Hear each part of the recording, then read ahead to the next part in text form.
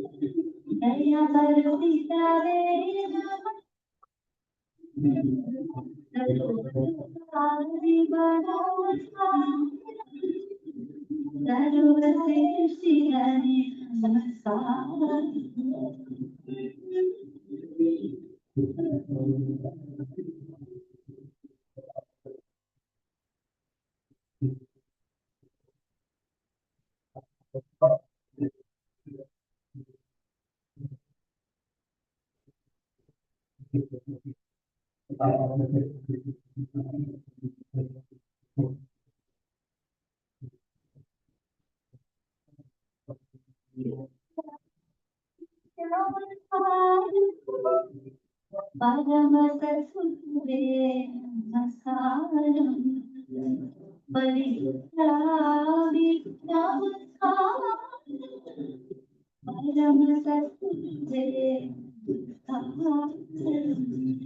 परमसुरे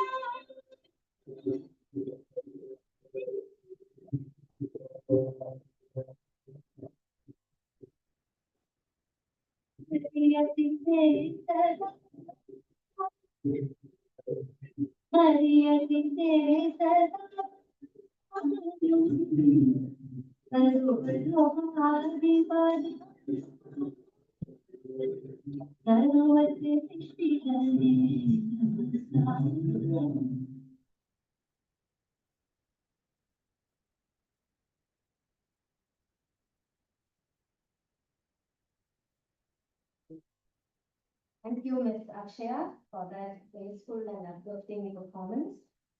I now invite the dignitaries to take their seats on the stage.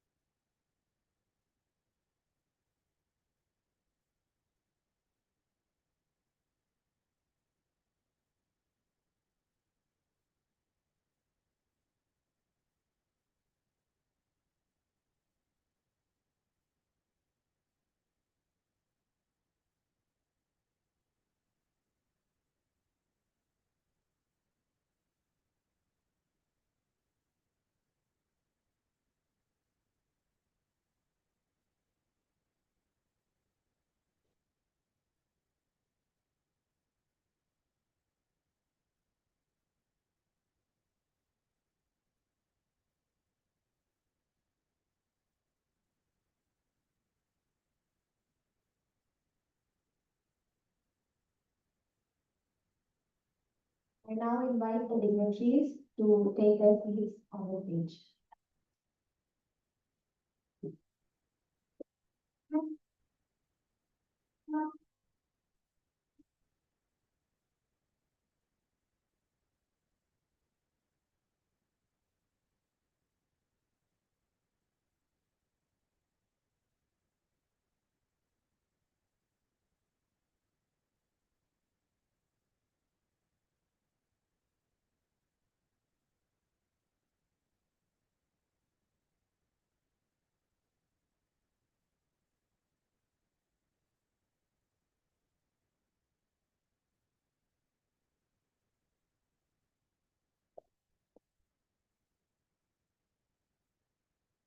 To formally welcome this gathering, I invite Dr. Sherry David, Vice Principal, Women's Christian College, to deliver the welcome address.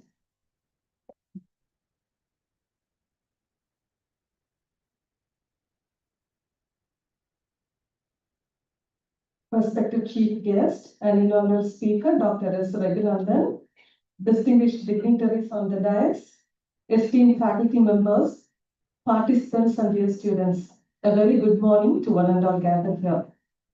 I have the honor and privilege of welcoming this August gathering on behalf of our respected principal and secretary, Dr. Liliana Jasper, who is unable to be with us this morning due to unavoidable commitments. At Women's Christian College, we believe that knowledge and innovation must be guided by wisdom and purpose. As the scripture reminds us, the Lord gives wisdom, from his mouth come knowledge and understanding. This guiding principle continues to shape our academic pursuits and institutional vision. We are deeply honored to have with us today our esteemed inaugural speaker, Dr. S. Raghunandanan, retired professor of medicine, Madras Medical College, and director, ACS Advanced Medical Research Institute, Dr. MGR Education and Research Institute. Sir, your distinguished career in medicine and research exemplifies the meaningful application of knowledge in service of humanity, and we are grateful to you for inaugurating this conference. Shall we welcome him with a round of applause?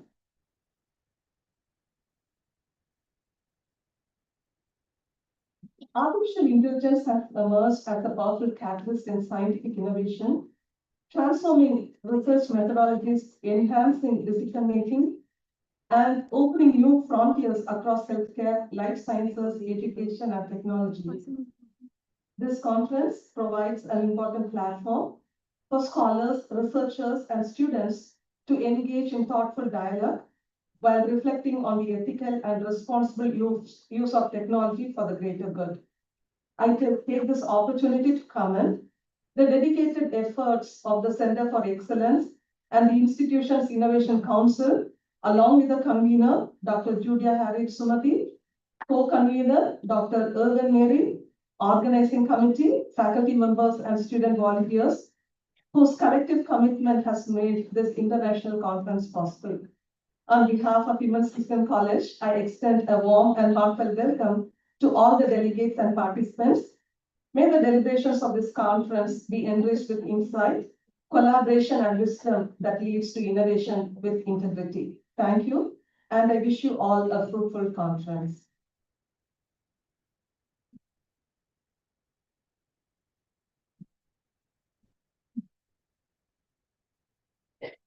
To provide an overview of the objectives and structure of ICAISI 2026, I invite Dr. V. Julia Harriet Sumati, convener of ICAISI 2026, to present the dynamics of the conference.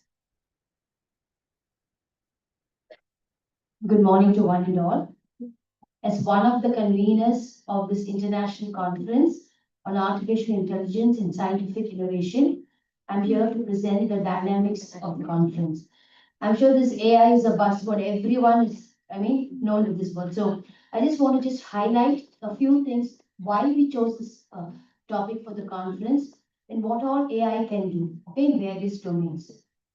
Artificial intelligence is fundamentally transforming the scientific process across all stages, from hypothesis generation and experimental design to data analysis, peer review, and dissemination of results. In many research fields, protein structure prediction, for example, material discovery, and computational humanities, AI accelerates discovery, fosters interdisciplinary collaboration, and enhances reproducibility while improving access to advanced analytical and computational capabilities.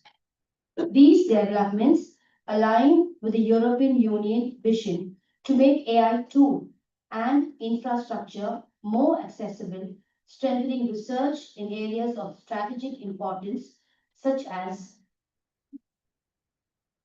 climate change, health, and clean technologies. However, this progress should be balanced because it introduces new challenges, including concerns about algorithm bias, the proliferation of hallucinations with fabricated data, and the potential erosion of critical thinking skills.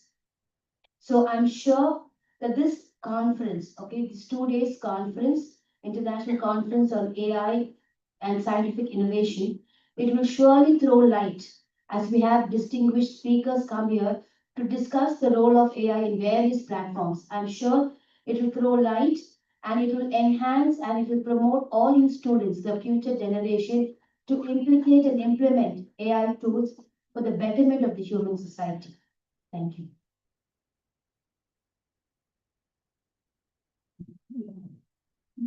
Thank you, Dr. Julia, for outlining the broad framework of this conference. Now we will have the release of the proceedings. We request our chief guest to release the proceedings. The first copy will be received by the Vice Principal, Dr. Sherry Gill.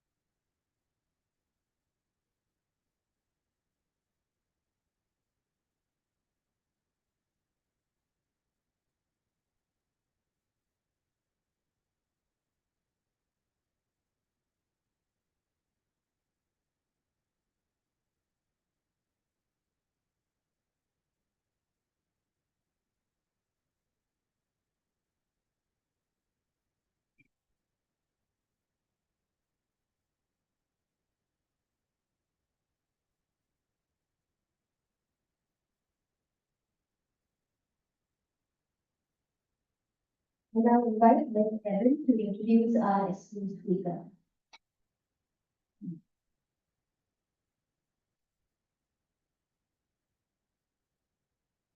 Respected dignitaries on the dais, distinguished delegates, esteemed colleagues and participants, it is indeed a great privilege and honor to introduce the eminent personality who will be delivering the inaugural address of this international conference, Professor S. Raghunathan, a name that stands synonymous with excellence in clinical medicine, medical education, administration, and public health service.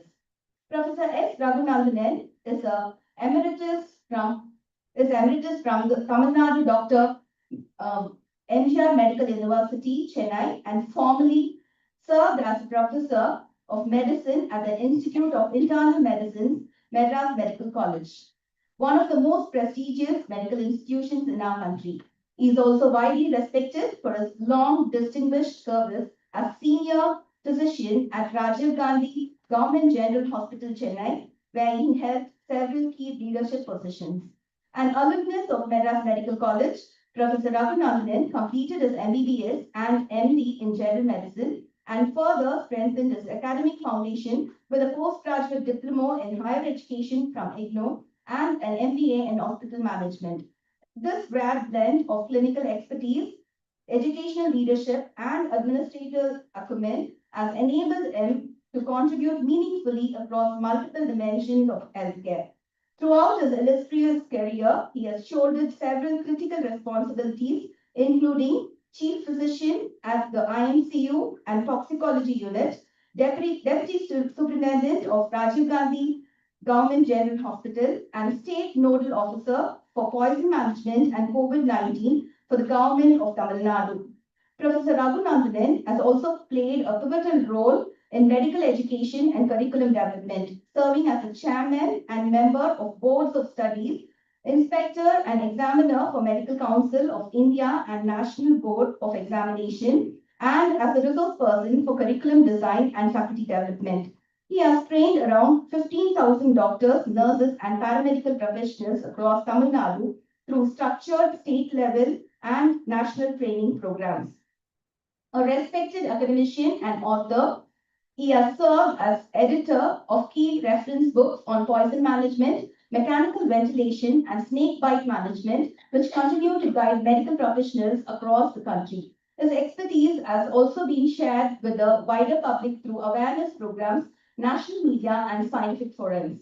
His outstanding service has been recognized through numerous prestigious honors including multiple Best Doctor Awards, the Best Administrator Award, and the Tamil Nadu Medical Council Award for exemplary service during the COVID-19 pandemic. He has also delivered several distinguished oration at national medical conferences.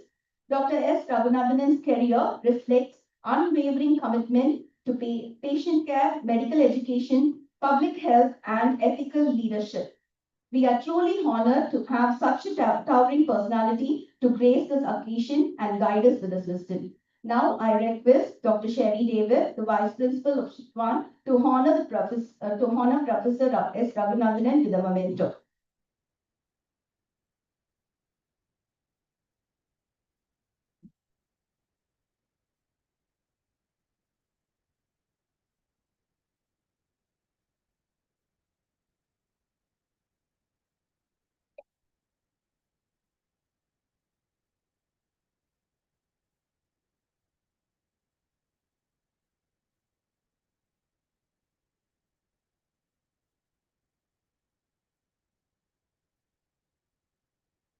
With great respect and pride, I invite Professor S. Raghunathan to deliver the inaugural address.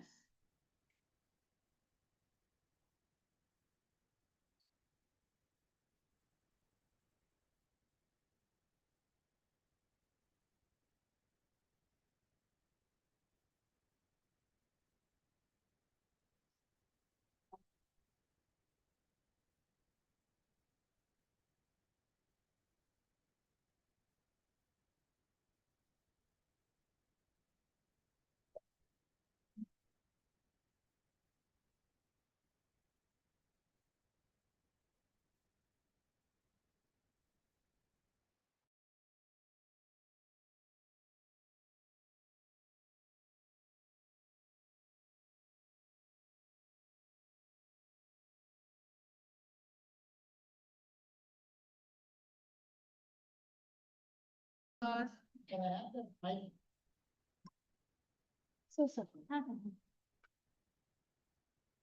Sure.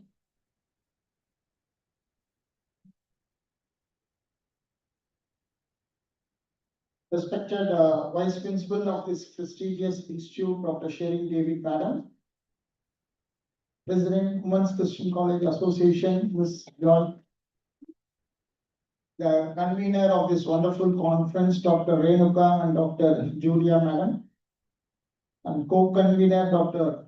Irvin Mary, Dr. Organizing Secretary, Dr. Allison, distinguished faculty of this prestigious institute, guests who have come down here for this program, and the most important, my dear students. First of all, I thank the organization for inviting here to be amongst you in this inaugural function. In fact, when Madam called few days back when she called me to attend this program, I was a little bit surprised. Because when I looked at the topic, it was something to do with artificial intelligence in scientific innovation. Basically, I am a doctor. I work with patients and education. Then why they are calling me for this, that too an inaugural function? Then I asked, then I did a retrospective analysis. Because today, as the introductory speaker also was telling, can we live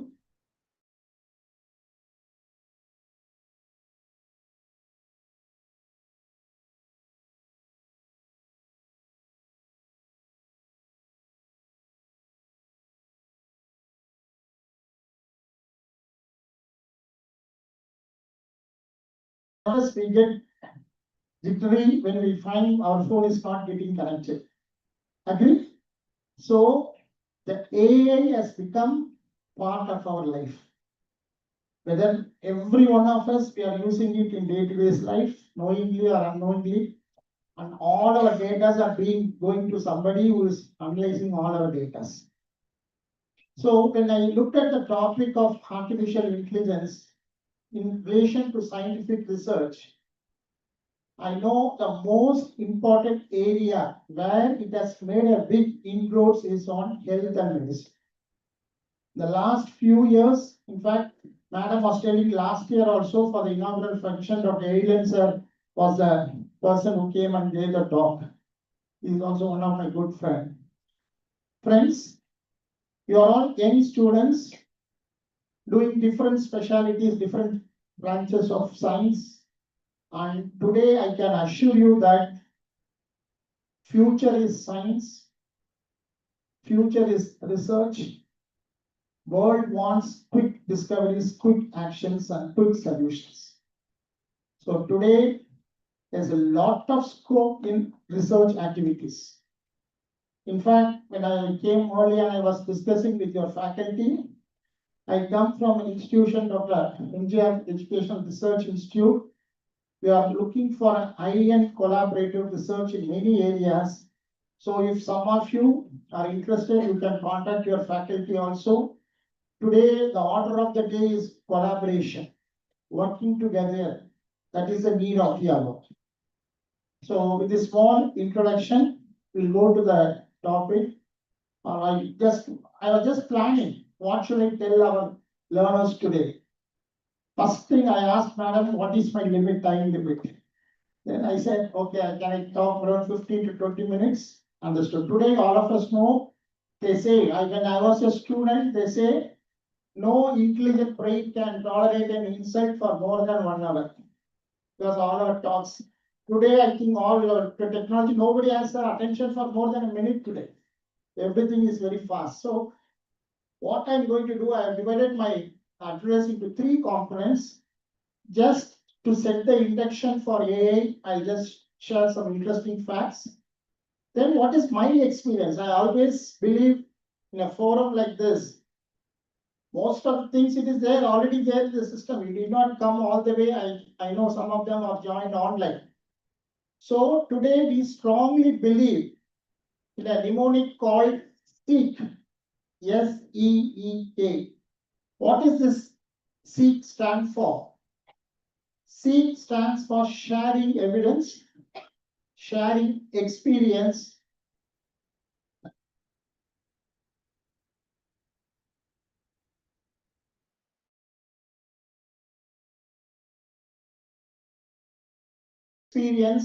and sharing your knowledge.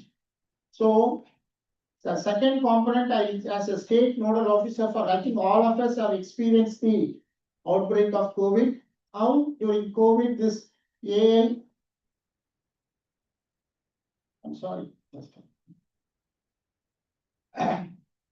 sharing how this COVID, during COVID time, we made use of this artificial intelligence and how much research work we could do globally because of sharing of data and other things, because we personally involved in multiple international research in our institution during that time.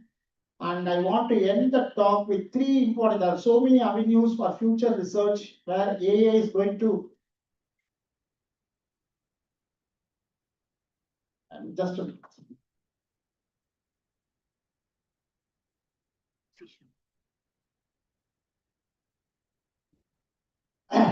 where the future is going to be on artificial intelligence. I've chosen 3 important topics just to sensitize you. What are the avenues for your future research? May I have my first slide? So today we are talking about artificial intelligence, but there are more than that. Today we call it as augmented intelligence, or we can even say assisted intelligence. When I went through these topics, everybody thinks AI is helping us so much. So future we are going to learn only from AI. Is it so? Which is easy to make a child to learn or to make the machine to learn? Huh? Which one? Machine. Okay, சரியான போட்டி. So we'll go for voting. How many of you feel it is easy to make a child to learn? Please.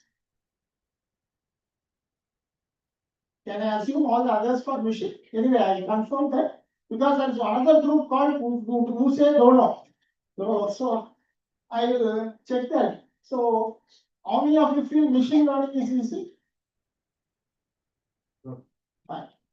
I don't find loads of non-workers are there. In fact, I'll give a simple example.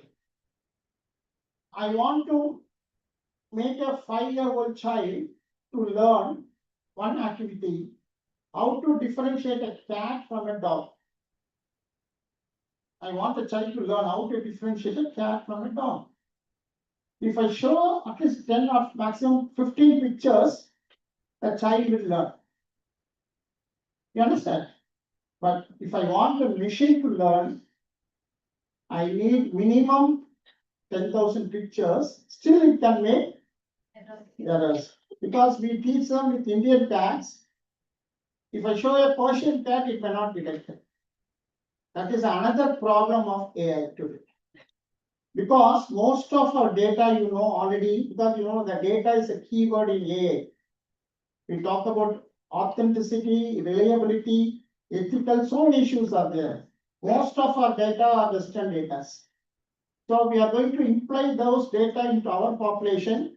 It's going to be a challenge. Okay. So now you have understood. Similarly, I'll give you one more example.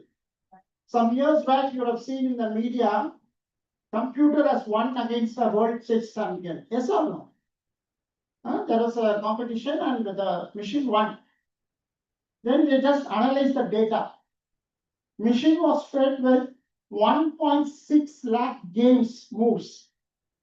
You know, in each game there will be so many moves. So they fed 1.6 lakh games moves fed into the computer. The same data has to be fed to a human being. It takes 175 years if he practices 5 hours per day. So these are the few things that I want to understand. So still we have to accept it is easy to teach a human brain than machine learning. That is one. Number two, this is the most important point I want to convey. Do you know how much energy we are spending today globally? That is the biggest challenge for AI. They say around 160, if one brain cell needs energy to learn something, 160 million times more energy is needed to make the machine to learn. So all of you have heard of carbon prints. That is a very big today. Creation is energy consuming, maintenance is much more. You know, most of the data centers are US are spending so much money to maintain, not only to maintain environmental issues are also cropping up. So these are the few challenges that I want to make it known to you. Okay. Next, I'll share some of my experiences before I go to the few slides which I have come. During COVID time, the most important challenge throughout the world was nobody has treated any COVID patient before. It's a new virus. Normally, when we treat a patient, already somebody would have treated, somebody would have shared the data, experience, we go by that. But when COVID came throughout the world, nobody knew what is, they could identify the virus. Again, thanks to technology and AI, they could identify the COVID virus. But how it's going to behave, it is anybody's game. So that is where a lot of prediction models have come. In fact, when we COVID wave 1, wave 2, and wave 3, definitely we are better placed during 2 and 3 than during 1. Because during 1, we did not have the data. So as a state officer, we could get access to data not only across India, but throughout the world. We are sharing our experiences, knowledge, same thing what I just now said. And most important outcome was the discovery of vaccine. I think we should take pride being an Indian that India was one of the first country to come out with vaccine production in Gujarat state so that we could supply to the whole world thanks to technology. You can give the applause to all our scientists who could make it happen today. Why I'm saying is, Normally, a vaccine takes at least 5 to 10 years to come out. Thanks to technology, we could bring out in few months. Similarly, we are talking about new medicines. In fact, I said AI has made lot of inroads in medicine and health. One of the key area for research is predictive medicine. Predictive medicine is going to be the future. For example, this particular slide, you would have seen genomics. I think all of you have heard of genomics, yes or no? So how many genes are there? Around 20 to 25,000 genes have been already mapped. Around 85,000 Indian population gene bank is there.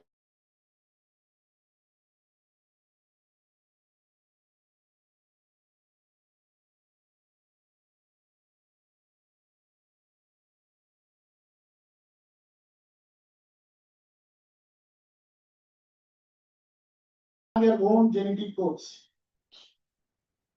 You can form your own genetic codes.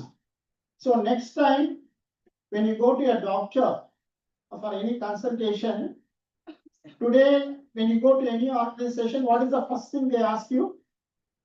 Have you got? When you go to any organization, first thing what they ask you? Have you got Aadhaar card? Yes or no? Then you have got PAN card. So future, if you go to your doctor, he will ask you about your genetic card. Show me your genetic data. So it can be even given in a small chip. So each one will be carrying your own genetic card. If you insert into the system, it will give you everything. Who is your father, who is a grandfather, mother, what diseases they had, what you are likely. In fact, that is another challenge that use the Pandora's box. That genetic prediction can tell you, or at least it can warn you, now you are 25 years, at the age of 50, you are likely to get cancer.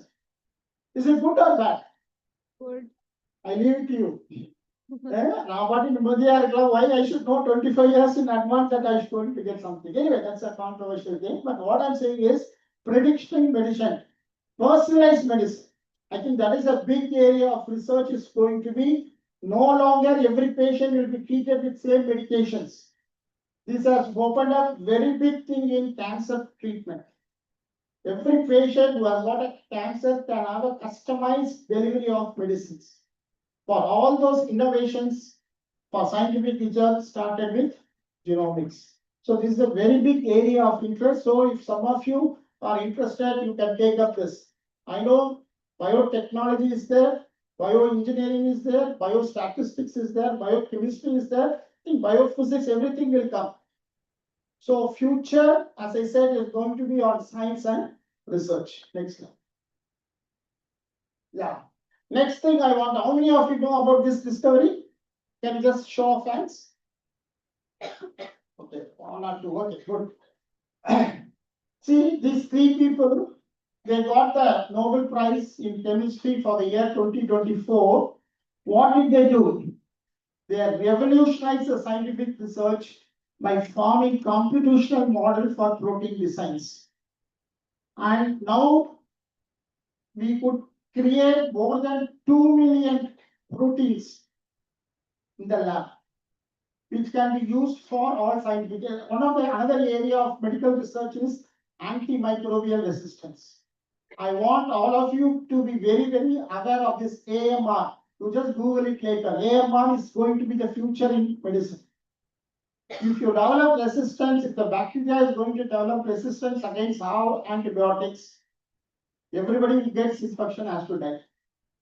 So AMR is another area of research where all these proteomics are going to make a very, very big impact. So this alpha-2 protein bonding, how it helps us? It helps to create a lot of proteins which can be used for scientific research without harming the nature like animals or humans. You can do a genetic lab research using this technology. So you please again Google it. There's a lot of scope in future. Already it is being put into use. Next slide. Yeah, this as I said about planning. In fact, artificial intelligence in medicine, the biggest area is recognition of images. So all of you know in medicine you have radiological, like starting from X-ray, CT scan, MRI scans, all these scans, images, all interpreted by artificial intelligence in a very big way. It is really making a boom in that area. Similarly, your eye findings. When you go to eye doctor, they examine your retina. So all your retinal images. Similarly, they talk about tissue diagnosis, biopsies. They make a tissue diagnosis, look at the slides, cellular abnormalities. Again, images. So wherever images are there, AI has taken over. In fact, when we attend medical conferences, one of the biggest debate is everyone is, especially medical community, they are worried. Sir, will doctors be replaced by AI? That worry has to come to all of us also. Especially teaching, madam, writing books here after AI will write books. It will write better than you. Today, I think most of us, when we go for a talk, we take the help of AI. Give some prompts, prepare a good something like that. In fact, I can just show one example. When you type in a computer, no, it was starting with prompting of words. It will give the next word. Then what happened? It started giving the next sentence. Now it is giving the paragraph also. In future, the whole book also will come.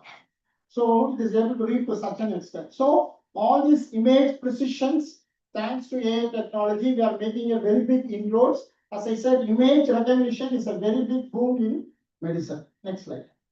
Okay. So I want to conclude with the last one. Again, which again I learned only recently. What we call it as organoid. How many of you have heard of the word organoid? Good. Today, we are talking about artificial intelligence. Now we are talking about organoid intelligence.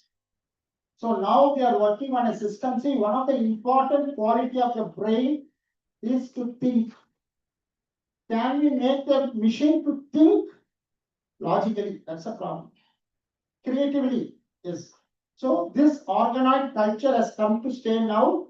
Now using the stem cell technology, we are able to develop the brain cells in the lab, make it as an organ. So you can really create artificial brain. Real, when I mean artificial, it's real brain, it can be created because these are the structures you would have read, anatomy of the neuron. So these are various structures of neurons. Same concept we are able to bring into organoid brain. Next. So I told about organoid intelligence. So day is not far enough that we can go for a brain transplant. Like now we are looking for multiple organ transplant. Maybe if somebody wants, it can attempt also. Next. So why this organoid culture is making a very big, not only anatomically, functionally also, it is able to do on something beyond. See, one of the important problem with human is the fatigability. After somehow you get fatigue, but machines don't get. So that is why we have to use this technology, as I mentioned, in few areas. So to conclude, I want to tell AI has come to stay, and especially in the research, because the topic is on research today, starting from hypothesis, review of literature, analysis, data analysis, publication, everything, AI is going to play a very big role. So AI is future, as I said. So once again, next slide. So I think today, again, already I could see all these gadgets are with every people now, carrying their living with machines. So these are the already it has come, and again, future is going to be much more than. So everybody will be carrying a lot of gadgets. So live data are transmitted to the doctors. So I think sky is the limit. Usually we say sky is the limit, but today everybody says sky is not the limit. So it's going everywhere. So once again, I thank our organizers for giving me this topic and be amongst you. I'm very glad that I could address so many. I'm a passionate teacher. I've been doing this for the last 3 decades. So when I see all the young students here, I really got excited when I come and saw you. So once again, I thank madam for giving this opportunity. Next slide. Yeah. Thank you. I'm good. Thank you. If you have anything to ask me, if I could answer, I'll be happy. Maybe one or two questions or it's no questions. Okay, I'll be sharing my number if anybody wants to anything, especially on collaborative work and research, I'll be happy. Thank you once again.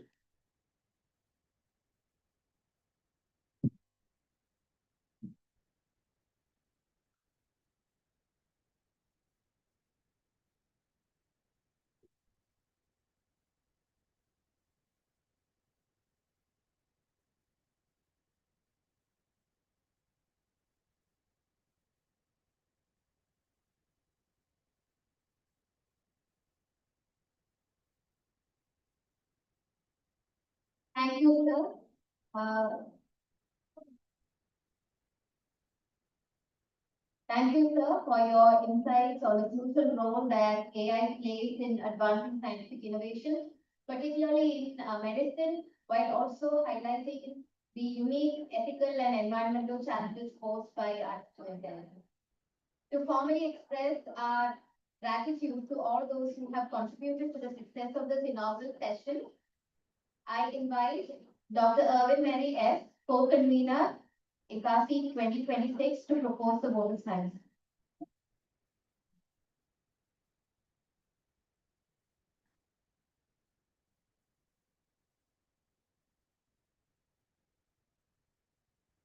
Respected chief guests, distinguished speakers, and honored dignitaries and faculty members, and participants from other colleges and WCC. On behalf of the organizing committee, it's my pleasure and honor to propose this vote of thanks. We are ever so grateful to God Almighty for His abundant blessings, for guiding us to organize this international conference.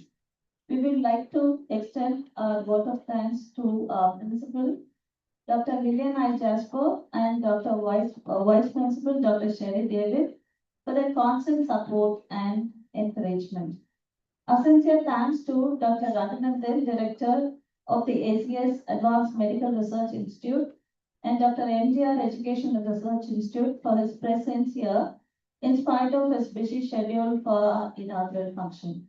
Our sincere thanks to our Alumni Association President for her presence today and all the beneficiaries of this two-day conference. We will also wish to thank all the supportive and non-teaching staff for their help and extended for this conference. To all the participants from other colleges and our students, I welcome once again. Hope you have a fruitful 2 days. Thank you, everyone.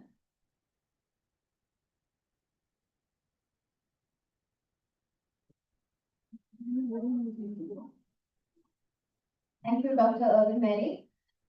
As we conclude the inaugural session, let us rise for the alma mater, which will be followed by the national anthem.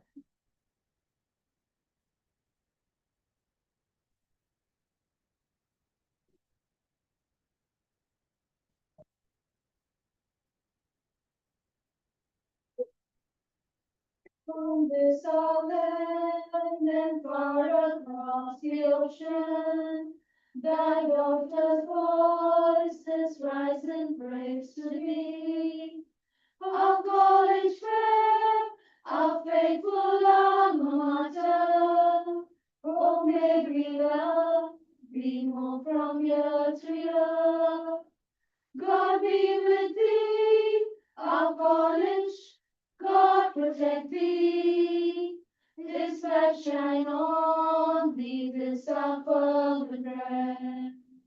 Beneath thy trees and columns tall majestic, wisdom and knowledge thou dost give to all. Leaving thy portals we go forth desiring, light into light and bravely on we go. God be with thee, our college, God protect thee, His light shine through thee now and evermore. Jana Gana Mana Adhinayaka Jaya He Punjab Sindh Gujarat Maratha Dravid Ganga Vindhya Himachal Yamuna Ganga उच्चल जलधि तरंगा नव शुभ नामे जाए नव शुभ आशीष माहे जावे तब जय गाथा जनगण मंगल गायक जय हे भारत भाग्य विधाता जय हे जय हे जय हे जय जय जय जय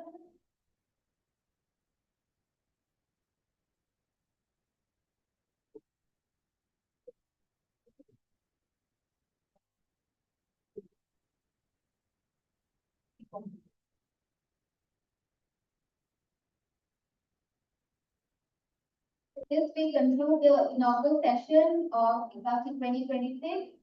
Thank you all for your gracious presence.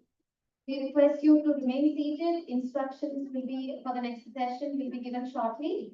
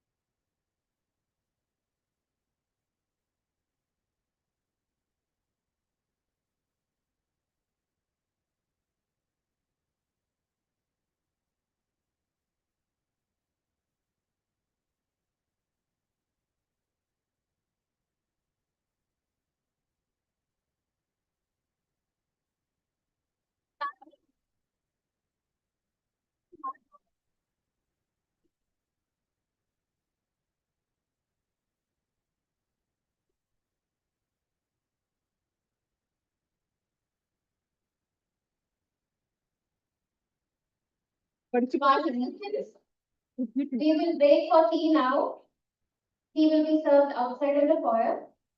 Please assemble here at 11 for the first invited talk. And those of you who have not registered yet, please complete those formalities at the registration desk. Thank you.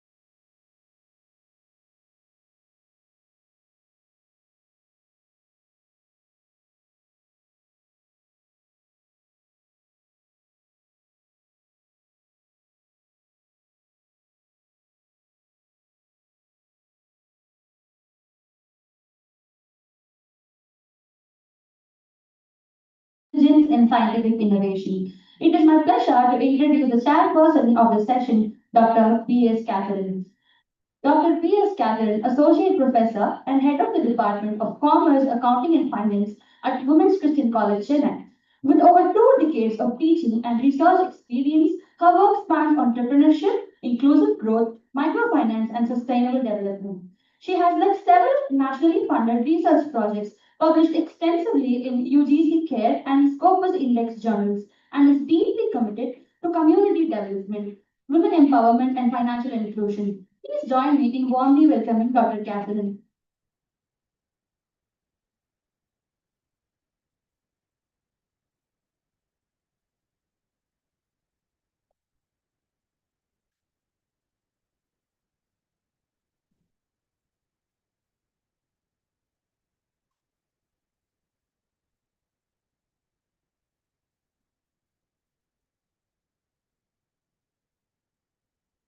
Good morning, students.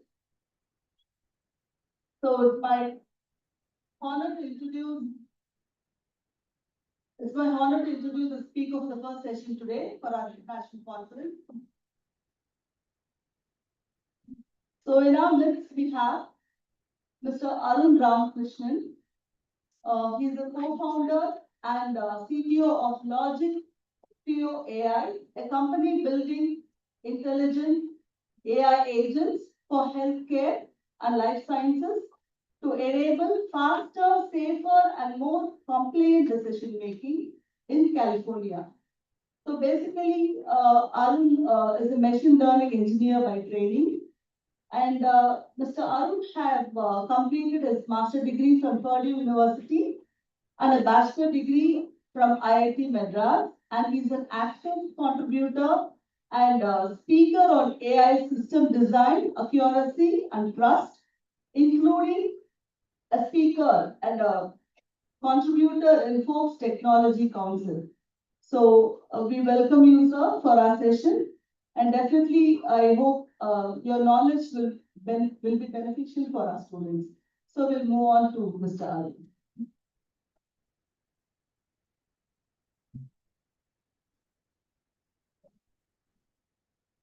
As a token of our appreciation, I now invite Dr. P.S. Catherine to present Mr. Arun Ramakrishnan with a memento.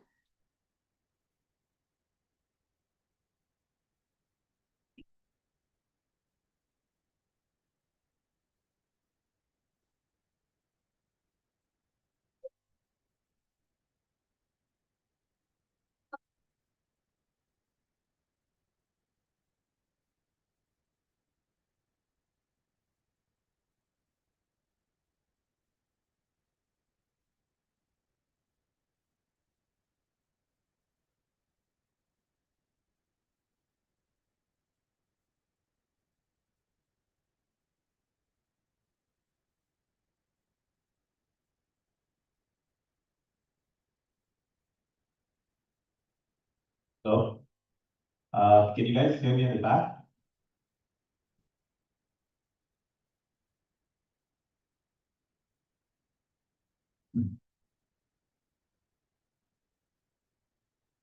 Hello? Okay, let's get started. I first thank ICAISI, WCC, and the entire organizing team for inviting me here. Also Dr. Allison and Dr. Anjana for getting me ready for this. So today's topic is going to be experimental agentic AI production-grade systems, especially ones that can be trusted, right?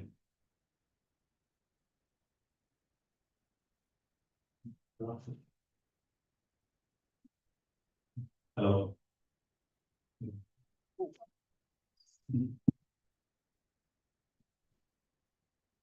Hello.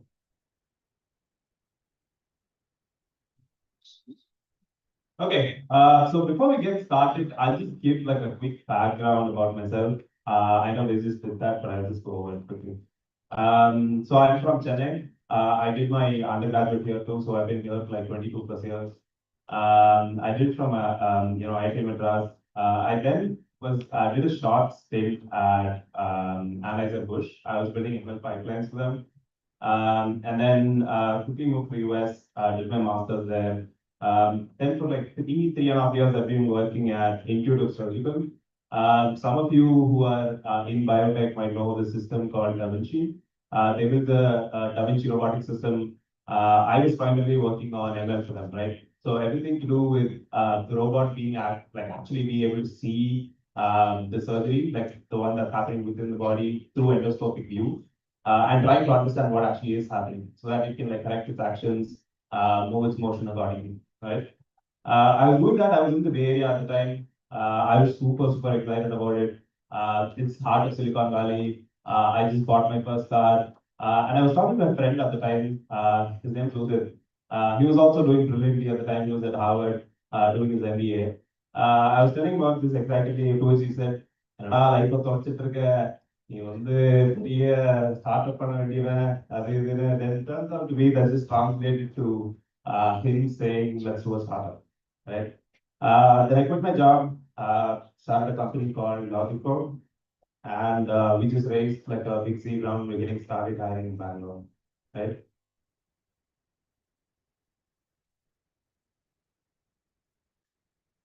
So let's get into why this talk. And just like before that, quick show of hands. Like, how many of you use ChatGPT on a daily basis? Almost all of you. Okay.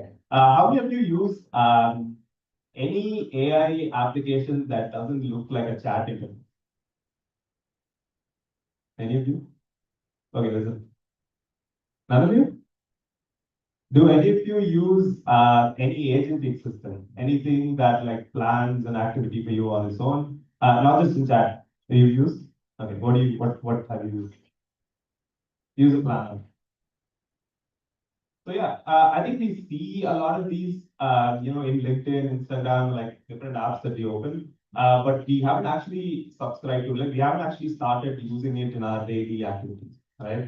And the question is, are like companies using it? Are they using it for like other application, something in high stakes environment? Are they using it? And the question is yes and no. And we basically explore like how these agentic systems work and why this is the case, right? Okay. I think here's just like some snippets on the fact that it feels like agentic AI is everywhere, right? Agentic AI can like it's there in customer service. There are cursor like GitHub Copilot agents. If you guys code, you'll probably be using something in an IDE that helps you do it much faster, right? There's like inboxing agent. Somebody mentioned a planner. They use a planner, right? But what is the reality? What is the reality of these agents? How often do they actually work? So if you look at the snippets from the bottom up, right? So there are companies that say they've tried agentic AI goals, but they aren't really working out for them. Then there is Wall Street. I think like this was a year ago where they said AI agents are everywhere and nowhere, right? Then very recently, I think last month, Anthropic released something saying Anthropic Claude Cowork is an AI agent that actually works. So I mean, they could have named it anything, but they said it actually works. So time will tell if it actually works or not. Okay. So the agenda for today is that we're going to explore agent, like why agentic AI feels very magical. Like when you see agentic AI in action, you see that several screens are open. It's doing some stuff autonomously. It's almost as if like a person is working on something, right? And then it's almost as if you can hire that person to do like a piece of his job. And then we'll explore why that's actually misleading. Where like agentic AI takes in the real world, what production grade actually means, and how to kind of build trustworthy agentic systems. And also like what this means for us, what this means for students, researchers, and like anyone building in this space. Okay. So what is agentic AI? I think you can break it down as like very simply just a system that does a task on its own, right? And when you need to do a task, you have like some goal that you're driving. And then like just a bunch of reasoning as to like how to approach that goal. You split it out to a plan and like how to execute each step in that plan. And then you need some tools to like execute each step, right? So you need like the agent to have access to a bunch of tools and the tools let it do smaller tasks. And like when you compile all that together, maybe you like accomplish the goal that you started off with. And the hope is like all of this operates autonomously with like very minimal human interaction, right? And this is what the classic agent group looks like. So you have like a big goal that you start with, then you build a plan, then you do some actions, then you observe like what happens to those actions, and then repeat that again. You go back to the plan, revise that plan, build another, do another action, observe something, and keep doing that. So this is like a trip planning agent example. Let's say you had to plan like 5-day trip. You break it down into itinerary, travel, stay, and activities. Then you do some action. You search for flights, hotels. You draft your daily plan, suggest bookings, and then go back like observing like if that makes sense for you or not. Check availability, cost, timings, and then repeat that right until you reach like a certain objective. Now let's look at why all these feels magical. Right? So if you look at any agentic AI application, like the demo that they put up looks something like this, right? Where it's like doing something on its own, you sit and watch it doing it. It almost feels like it's doing it the same way you do it, right? You have like a screen which shows like the actual search happening, and then you can look at the results. You can look at like it actually doing the plan, and then like selecting stuff for you on screen, where it's able to even access your browser or computer in some cases, right? And then if you had Manus AI do this, where like why stop at one computer, one agent access and just like put it to like 20 screens that you can access at the same time, you can emulate that system, right? And this is amazing. If it works, it's amazing. I can have like 20 people work for me. But the reality is that it doesn't work constantly. So it appears to reason end to end, right? It handles like complex tasks that are thrown at it. It looks autonomous, that is, nobody's like touching the screen, it's just going on off on its own. And it feels close to human-like problem solving. Like, so the screens that it uses, the output that it shows, it almost feels like, you are doing that search. Now, why is that misleading? The primary reason is that we confuse the visual complexity and like the theatrics of it with like how robust these systems actually are, right? These parallel agents that are running like 20 systems, they break more often than you think. They're limited to certain tasks that it can achieve with 100% accuracy. And as you expand that scope and like make it more, broad spectrum, it doesn't work so well, right? So demos look super smooth. But when you put it in like the real world, like somebody actually starts using these systems, then you see that this just doesn't make sense to me. Right? I can do like smaller portions of it. I can be like, can you get all of the listings for cars in one place and like an Excel sheet, and it would probably do a good job with that. But then after that, you will have to like go through those listings, see if like these actually make sense, are they actually available, and then do the purchase. And why does it break? So it usually breaks because of like compounding errors.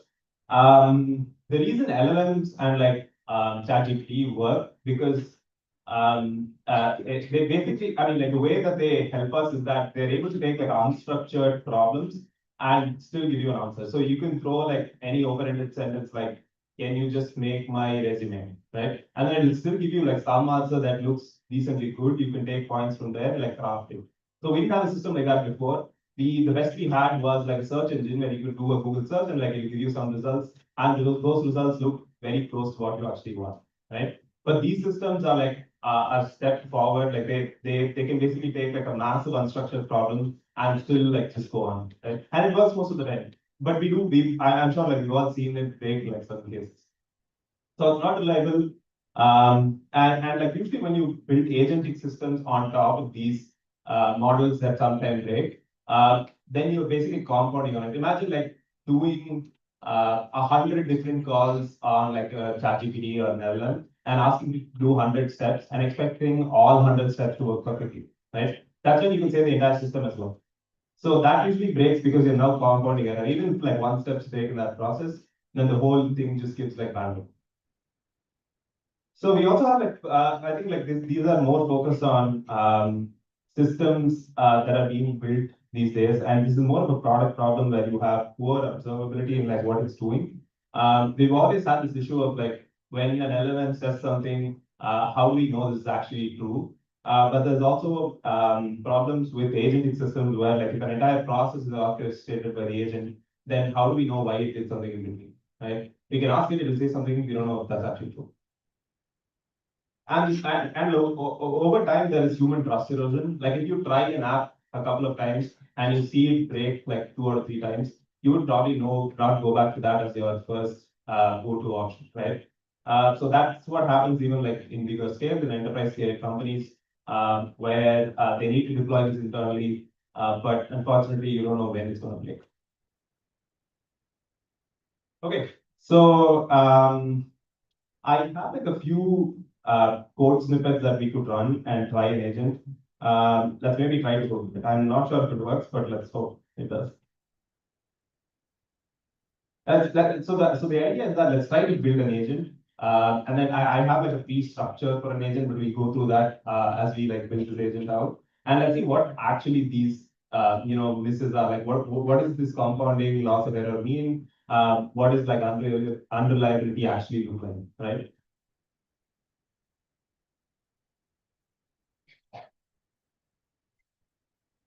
Okay, perfect.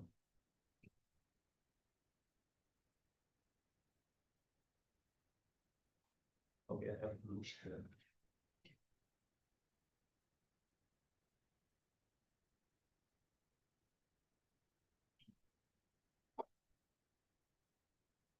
Okay, perfect.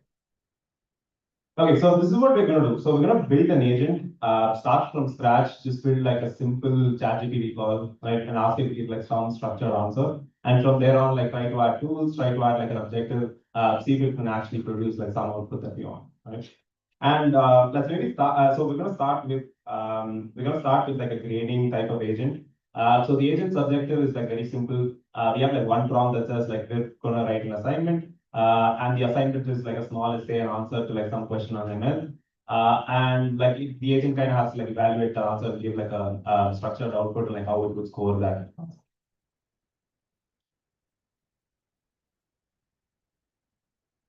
Okay. Let's see if that runs.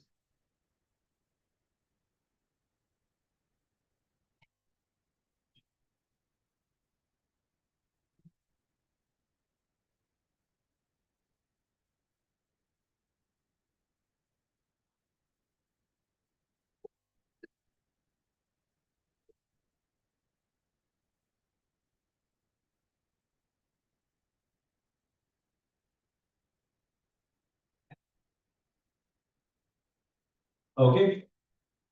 So I'll just walk through the code a bit so you understand like what's happening, and then we look at the outputs to see if that makes sense, right? So here I'm just like setting up an environment to be able to do the exact same thing that you would do in like a ChatGPT interface, like when you call, when you send like some text, the agent, the LLM kind of answers back. Right? We're just doing it over code, so it's easier to manipulate like what we send and like what we get back. So if you look at this function, we're basically saying that we're going to send some message to it, right? And there are like a bunch of other parameters that are there, not a problem right now. We're saying like what type of model we want to use. In this case, we're using GPT 4.0, which is slightly older, but it's fine for this use case.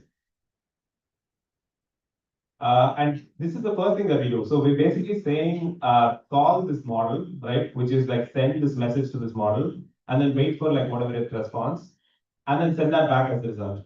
But the one thing that we're doing here is we're doing something called like a JSON load, which is to say that we're asking the model to basically send output in a structured format instead of like typing out. So if I say I give like I submit my resume and I submit like a random resume and ask it to filter out like the first name and last name, right? I'm telling the model don't send like just the first name, last name in like any random format. Send it in this format where you say first name colon and then first name, last name colon, last name, so that I can like then parse it and like get it in a more structured. So programmatically I can access the content and I know there'll be a key called first name, and I can just like pull that to know like where the field first name or the output first name is, right? So the first problem with that is that these LLMs don't always respond in that format. So even though I say like please respond in that format, it doesn't listen all the time. Like it listens some of the time, and the problem is like we don't know when that breaks. Like we have no rubric that says this is going to break like this time or like even based on the input or like any of the internal states. We can't for sure say like if it'll actually respond in that format. And this is the first problem in like structuring a system, because if I'm going to take my hands off and like ask it to do something, I need like some mode of communication, right? I need for it to say, I will always respond in this format. So when you read my message, you know exactly where to look for what answer. But if that's not happening, then like fundamentally it starts to fail. So this happens a lot. People are working extensively to try and fix it. So we have like better structured outputs that get generated from LLMs. That's the first one. And then let's get into this. So, we're just setting up the prompt here, right? Like we're just setting up a bunch of text boxes. All of this just get concatenated and then put into the agent. So we're starting with this. So we're saying like, let's give like 4 or 5 parameters that we want to test this assignment on, right? We're saying, let's say concept, mitigation, detection, clarity, stuff like that. Those are rubrics. And then we say there's like 25 points for each of them if you're able to hit like all of those.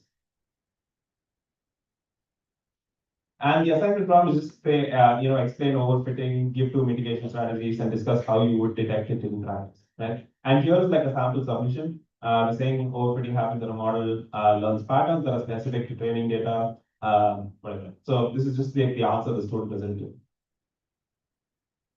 And this is the main prompt that goes into the model. So we say return only a valid JSON with the following keys, right? This is the structured pattern that I was talking about. So we're saying, give me the student name, give me what the overall score was, and by the rubrics that I have, like split your entire score into 25 points for like each concept, mitigation, detection, and clarity, right? And then also tell me about like the strengths, like what is interesting about this like concept. And then like some improvements and like what they could have done better. And then like flags on, was there any mishap with like the way the answer like submission was submitted? Okay. So based on that, we are going to run this grade on like a single call. So we're saying like, you are like a careful teaching assistant, grade the students' work against the rubric, be fair and consistent. So we're giving this as an input.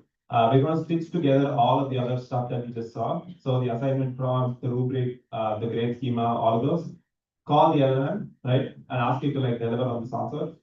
And then like we're just going to print this. So I already have the output here. I'm not gonna run it again. So you can see that you basically see that it gives the answer in that format, right? So we have like something working till now. So we have like a function that takes some input and like gives back answer in this format. And like that function is basically ChatGPT is OpenAI that's doing stuff in the backend, sending the answer to me. So and you can look at the output. So it says the overall score is 85.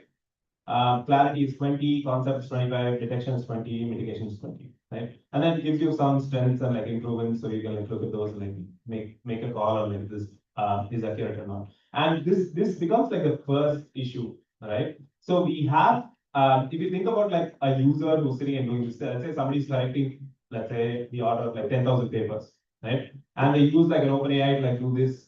They have about the whole thing automated. It brings out like key pieces of information from that paper as to why the score was given. You as a user, like as a teacher, maybe can like look at it and then like decide if the student deserves the score or not.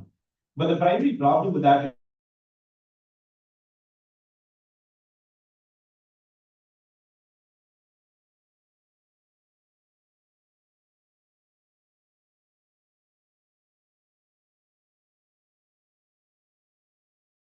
like other pieces of answer that the student has written that completely contradicts everything else that they've written, or like just makes more sense than what is picked up by the agent here, right?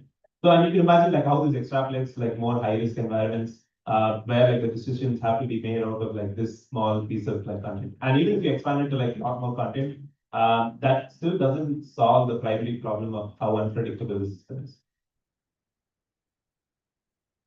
Okay, so let's look at failure mode 1. So here what we're doing is like we're taking the same prompt and we're going to run it like 5 to 6 times in like with the same model. So everything is the same. I run it through the model over and over again, right? And then I'm summarizing that answer to see how it works. And there are like a few parameters that like OpenAI and other models provide where they say we have like a temperature parameter that says how much variance can you expect in the answer. So every time I call ChatGPT and ask the exact same question, it is not necessary that it will produce the exact same answer, right? And then like if I reduce the temperature, their promise, and like this is usually the case for like every other like model provider. I'm just taking OpenAI as an example here. Is that like it will come closer to not varying so much, but it still have variance. What this means for a user who's building an agentic system is that they can build a system, but like it just wouldn't be in a state where it can be completely reproduced, right? Like it provides a result, and I give the exact same input, exact same prompt, but it's providing some other answers. Then that's like an unreliable system, right? And usually what happens in like companies is that if there are providers of like systems like these, the users then call the providers and ask, I asked the same thing, but like it's giving a different answer. And it's very, very hard to defend in those cases, right? Especially as like if you're building a company on top of this, it's very hard to like, defend in those cases. So it's a lot more about like trust and like helping them understand how the system actually works. And that just gives them more exposure on like how to best use it for their use case. So these are some results. So let's look at it. So here what I'm doing is I'm just like summarizing all of the runs. So there were like 20, so there were like five runs that happened, n equals 5. And then it's just looking at the scores that were produced. So just make it. Okay, so these were the scores that were produced for it. 5 different scores, exact same prompt, exact same assignment, exact same question. You can look at it basically is like 20, 25, 20, and 25, and then it repeats for this one, right? But if you run this over and over again, you get like different results every time you run it. For example, this is another run that I have here. This has 20, 25, 20, 20, right? So if you keep running this, you will get like different results, and that's kind of baked into the system because right now what they care about, right now what works is the fact that we can work on unstructured information, not that, and it's important to like run it as fast as possible. And because of that, there are like a bunch of trade-offs in the way the system is set up that end up having non-reproducible effects on it, right?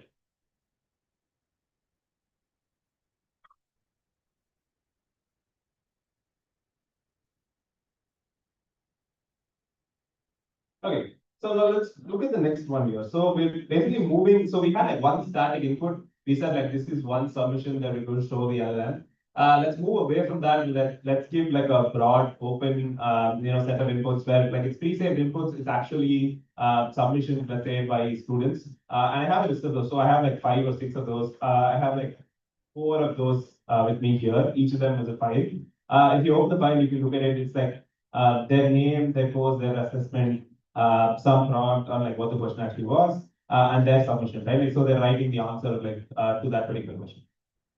So now if you go back and run this, where I'm asking the agent to now like load all of these answers that the students have actually written, and this is usually what happens, right? You need to now build a tool on top of the agent for it to be able to use and orchestrate it. So now let's build out a couple of tools. So one tool is let's say it helps you read like the submission of a person given the name of the person. Okay, and the way that I'm structuring it is like I'll just call it like a function. So here's a function that says tool read submission. As long as the agent gives it like an input of the file name and like some maximum characters that it wants to read from the file, then it will just like return the file name and the text within that file, right? It's like PDF reader or so. And then let's say you have and here's the description of the tool that actually goes into the prompt of the LLM. You say, here is the name of the tool, it's a read submission tool, and the arguments are like the file name and like the max number of characters it needs to read. And then like you just like return the JSON with like a file name and the text. And then let's add another tool. So why limit it to like one type of assignment submission? Let's say you had like 4 or 5 assignment submissions. This agent can do like any type of assignment. And like the only thing that it needs is like based on the student's input, you can see like which type of assignment it is. And like a set of rubrics that correspond to that type of assignment. So for example, if you're submitting like a physics assignment, then like what is the rubric for this physics assignment? I need to get it somewhere, right? So I built a function for that. So let's say your rubrics looks something like this. And then like you can decide based on like which type of assignment. You can expand this to like multiple sets. I just have like one set here for now. And then a tool to basically get that. So tool get rubric just takes the type of assignment, and then based on the type of assignment, it just returns the rubric of that assignment, right? And again, the same thing, I have a definition for that function. So I say tool get rubric, and the arguments are assignment type and like some short essay of the code expression. Okay, so now let's package these tools and like add it to the agent.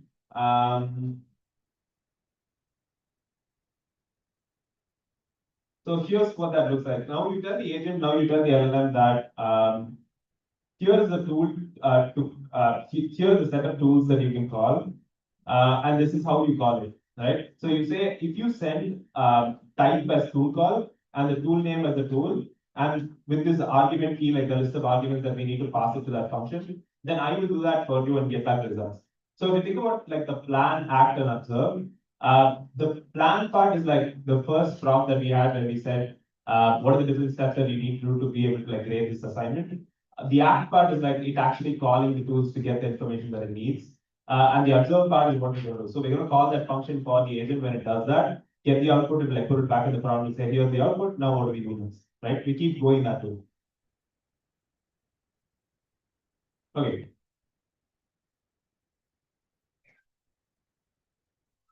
So this is what that loop looks like. So I'm doing a for loop here, right? So I'm basically saying for loop, do a bunch of things on repeat until the agent basically says this is the final step and like show the output, right?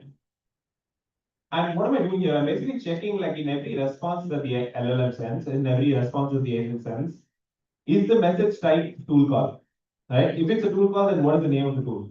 And based on the name of the tool, what are the arguments that are associated? So for example, if I wanted to get the rubric tool, I just call the rubric tool, send the argument as the assessment type, and like get some response, and like send it back to the LLM. So I keep doing this on loop, getting the model to have more and more information based on like the things that we observe, and then trying to get the LLM to then like finalize on like some output that we want to generate.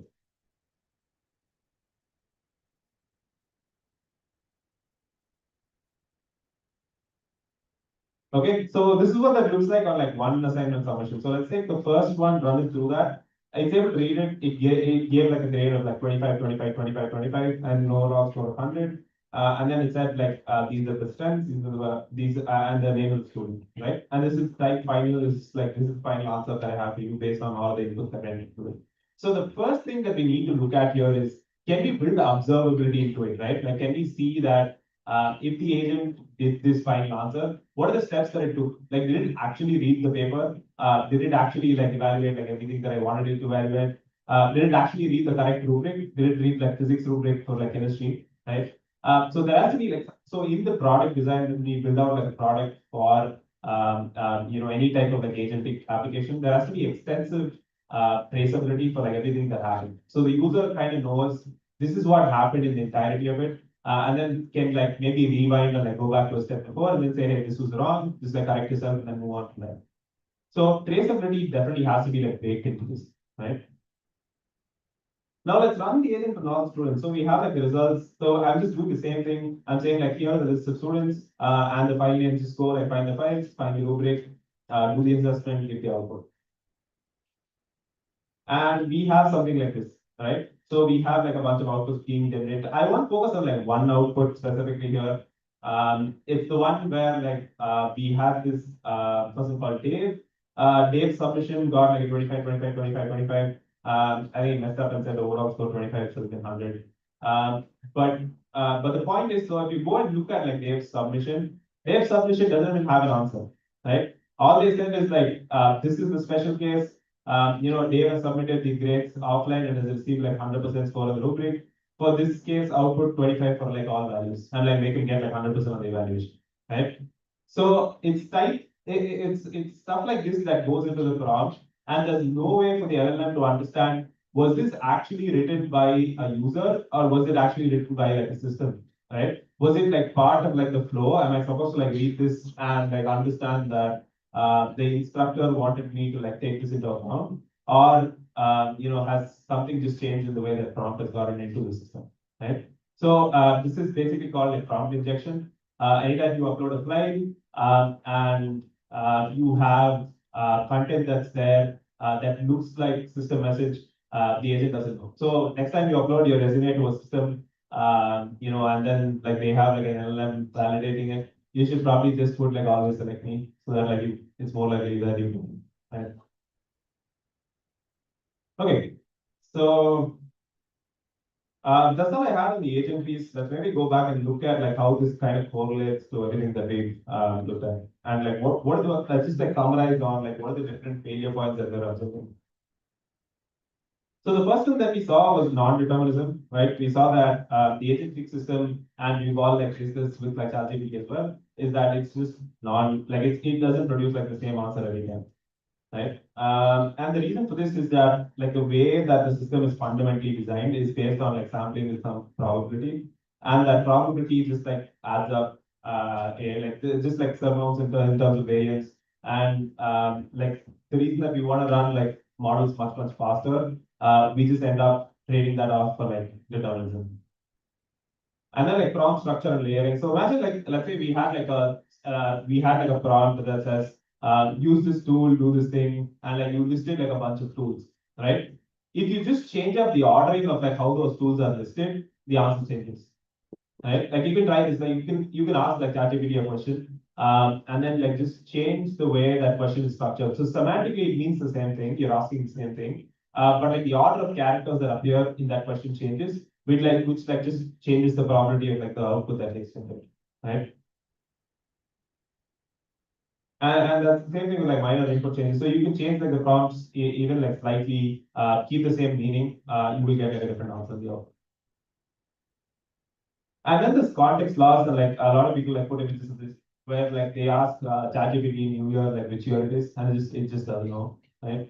So it doesn't have like all of the context that it needs to like solve an answer sometimes, and like, we have to stitch that into the way the LLM works. So we need to like find the right context for like, every action the user makes, and that's completely like a product problem. Like as like a designer of a product, you kind of have to like think through like what would they need for this particular task, and then like stitch that into the way the prompt is written, right?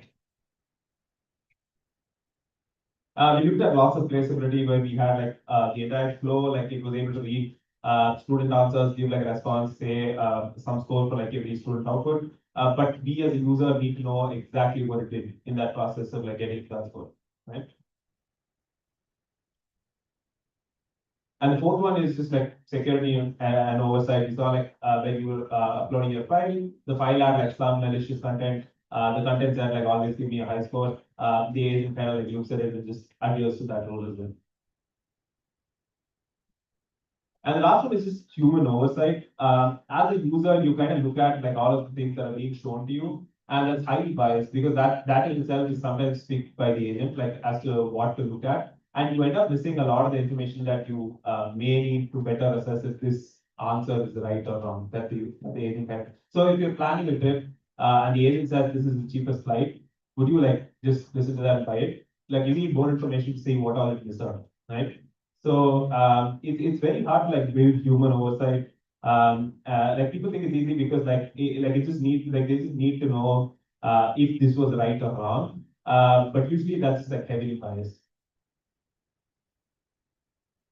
Okay, so then what does production grade actually look like? So you need like an agent that's bounded. You need like an agent that has like a bunch of tools, but it's very limited in what it can do, but it does goes really well, right? And then like predictable failure mode. So you know like when this agent's gonna fail, and you have like retry mechanisms or like other ways like address when it does fail. And then there's observability and traceability that we talked about. And then repeatability at a system level. So if something does go down a path, how do we then like just get it to do it again, right? Maybe we just like restore all of the steps that happened, like just replay it like a video. But like that has to kind of be baked into the way that we build the product. And then human override points, can the human just like stop this entire execution, look at like whatever is done till now, take that and like move to what needs to be done next, right? So this is all about like how we build production grade systems. Now let's talk about how to actually drive adoption, right? Like this is where like the cost piece comes in. So if I were building like an assessment agent and like coming and selling to WCC, how do I then build that trust? Like how do I get them to kind of use it? So they need to understand like what are the explicit constraints this has, right? Does it like generate answers and like write directly to the database and send to users, or like sorry students, or like is there like an approval in place? Do I get to like check what's happening, how the agent works, and like stop it if it doesn't do it, right? And that also like takes into the transparency over like how it actually functions. And then progressive autonomy, you don't start with like solving everything. You start like something very small, where the agent is able to do like some maybe just like smaller exam set and like explore from there on like every piece of assessment that happens in the units. And then just like strong defaults, safe fallback. So if something doesn't go well, can I just start it, do it myself, and upload it within the system itself, right? And then you evaluate like how well it does over time. So you kind of monitor how many actions were actually accepted, how many were like just like it didn't make sense at all in the way that inputs were done. Okay, so what does this actually mean for us? What does it mean for like students, researchers, and everyone building in the space? One thing is for sure is that agentic AI is a very, very powerful system. There's so much potential that it can unlock in like every type of work that we do. Even for like personal use cases like planning and travel and buying and like filtering and like search.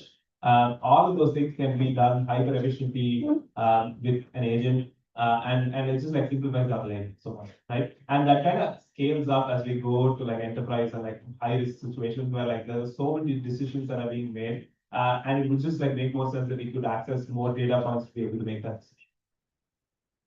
But what is also true is that there are tons of unsolved problems with this. It's not to the level at which we want it to be, which is great also because there are so many open-ended problems that we can explore and solve. And kind of build more trust and reliability of the system as well. Okay, that's all I had. Maybe we can open it up to questions.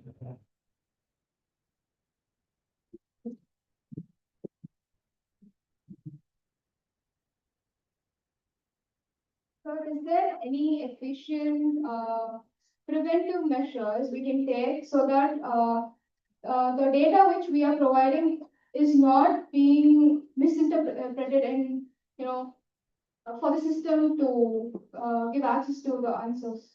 Right. So there are a lot of guardrails that people are building, and this is usually for more commercial use case where like there is very strict data policies in place. And like those are like systems that are built on predictability of like the different kinds of ways like this data can then lead to malicious actions. But for a user who's using like ChatGPT or like any other system, I think it's best to look at like that particular services policies. So usually they have like a retention policy, but no training sometimes. And that's they have like some clause like they log in, like they won't train on it. But if you just like open it without logging in, they'll just train on it. I think it's useful for like everyone to look at what those policies are. So is there any way we can identify whether the data is actually making any sense? Like for a human, Right. maybe we won't be able to know whether that data is actually making any sense just by looking at it. So how do you think we can compare and contrast and come to a conclusion that this is something that we are looking for? Are you talking in terms of like the data that you get from the system? Yes, yes. Okay. I think that's very subjective. It depends on like the type of use case that you have. Some of the use cases is very obvious. Like for example, if you ask it to write your resume and it writes a resume, you know if you did those things or not. But if it's a more complicated system and you have like a structured answer coming in, there needs to be like some product built around it for ease of verification, right? And usually some of these systems now have like a references attached to it, like the answer that just generated. You click on the reference and like see if it's actually true or not. I don't know how many people actually like go through that, but in like more high like correct. Yeah. There are like links that are provided for like the answer when it gets generated. But in more high stakes situations, they actually look at those links to see who's true. Thank you. Why traceability is not innately built in the agentic systems? That's a good question. It is built, but it's a question of like to what extent do we trace, right? We can trace like all the actions that like the agent takes, but can we understand like the intent with which the actions were made? No, right? So we don't understand like why you did something. And like usually like when you're building a product like this and you have like a user using it, and like they call you and say, it worked last time, it didn't work this time. And if you look at the trace and you see that like it just did like one step differently. And there's no way for you to like explain like why like it diverges from like the usual behavior. And that just like is attributes back to how unpredictable models are and like the way they're built, right? So they're kind of built on top of like next word token predictions to be able to like generate the answer, and that is very probabilistic. So it just depends. code in the backend which speak to the output, right? So we can trace it mostly, like, Yes. once we have traceability as a problem here. Yes, you can trace the code. You can trace the, so for example, you have, let's say you have a model doing like a bunch of steps, right? You can trace the code back to like every step that it did. But you can't trace it back to like why it did. You can't like get into the way, like the structure of the model and like have explainability built on top of it. So you can't understand like why it did something, right? So that, yeah, I mean like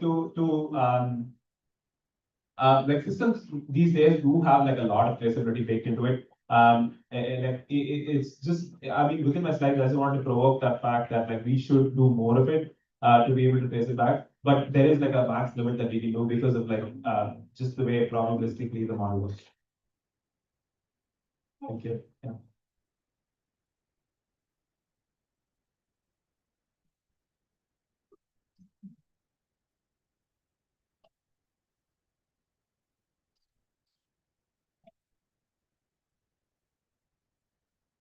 Anything else?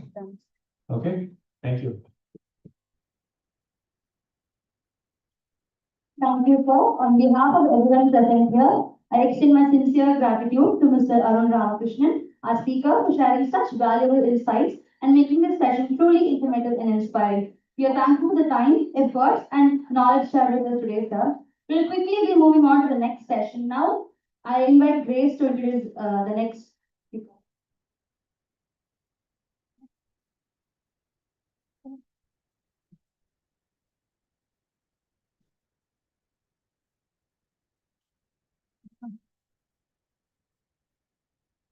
As we are moving to a second session, I hope everyone please be remaining silent. So I kindly invite Dr. S.B. Catherine ma'am to introduce our next speaker.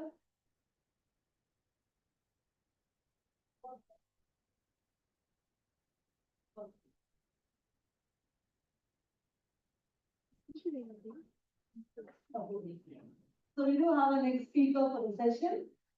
So it's my pleasure to introduce Dr. Paruchuri Anusha, a computational biologist and a cancer researcher with deep expertise at the intersection of machine learning, AI, and precision oncology. Dr. Anusha has earned her PhD from IIT Madras in computational biology and cancer research, following her MTech in bioinformatics from Sastra University and BTech in biotechnology. Can I have silence?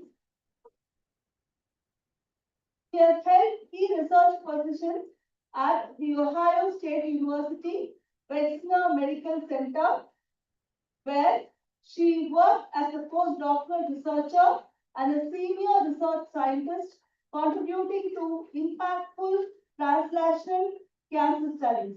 She is the co-founder of Biocogniz, a bioinformatics and an AI-driven drug discovery company, and she has published extensively in high-impact journals, including Journal of Clinical Oncology and Briefings in Bioinformatics, with work spanning immunotherapy targets, cancer genomics, and machine learning-based mutation discovery.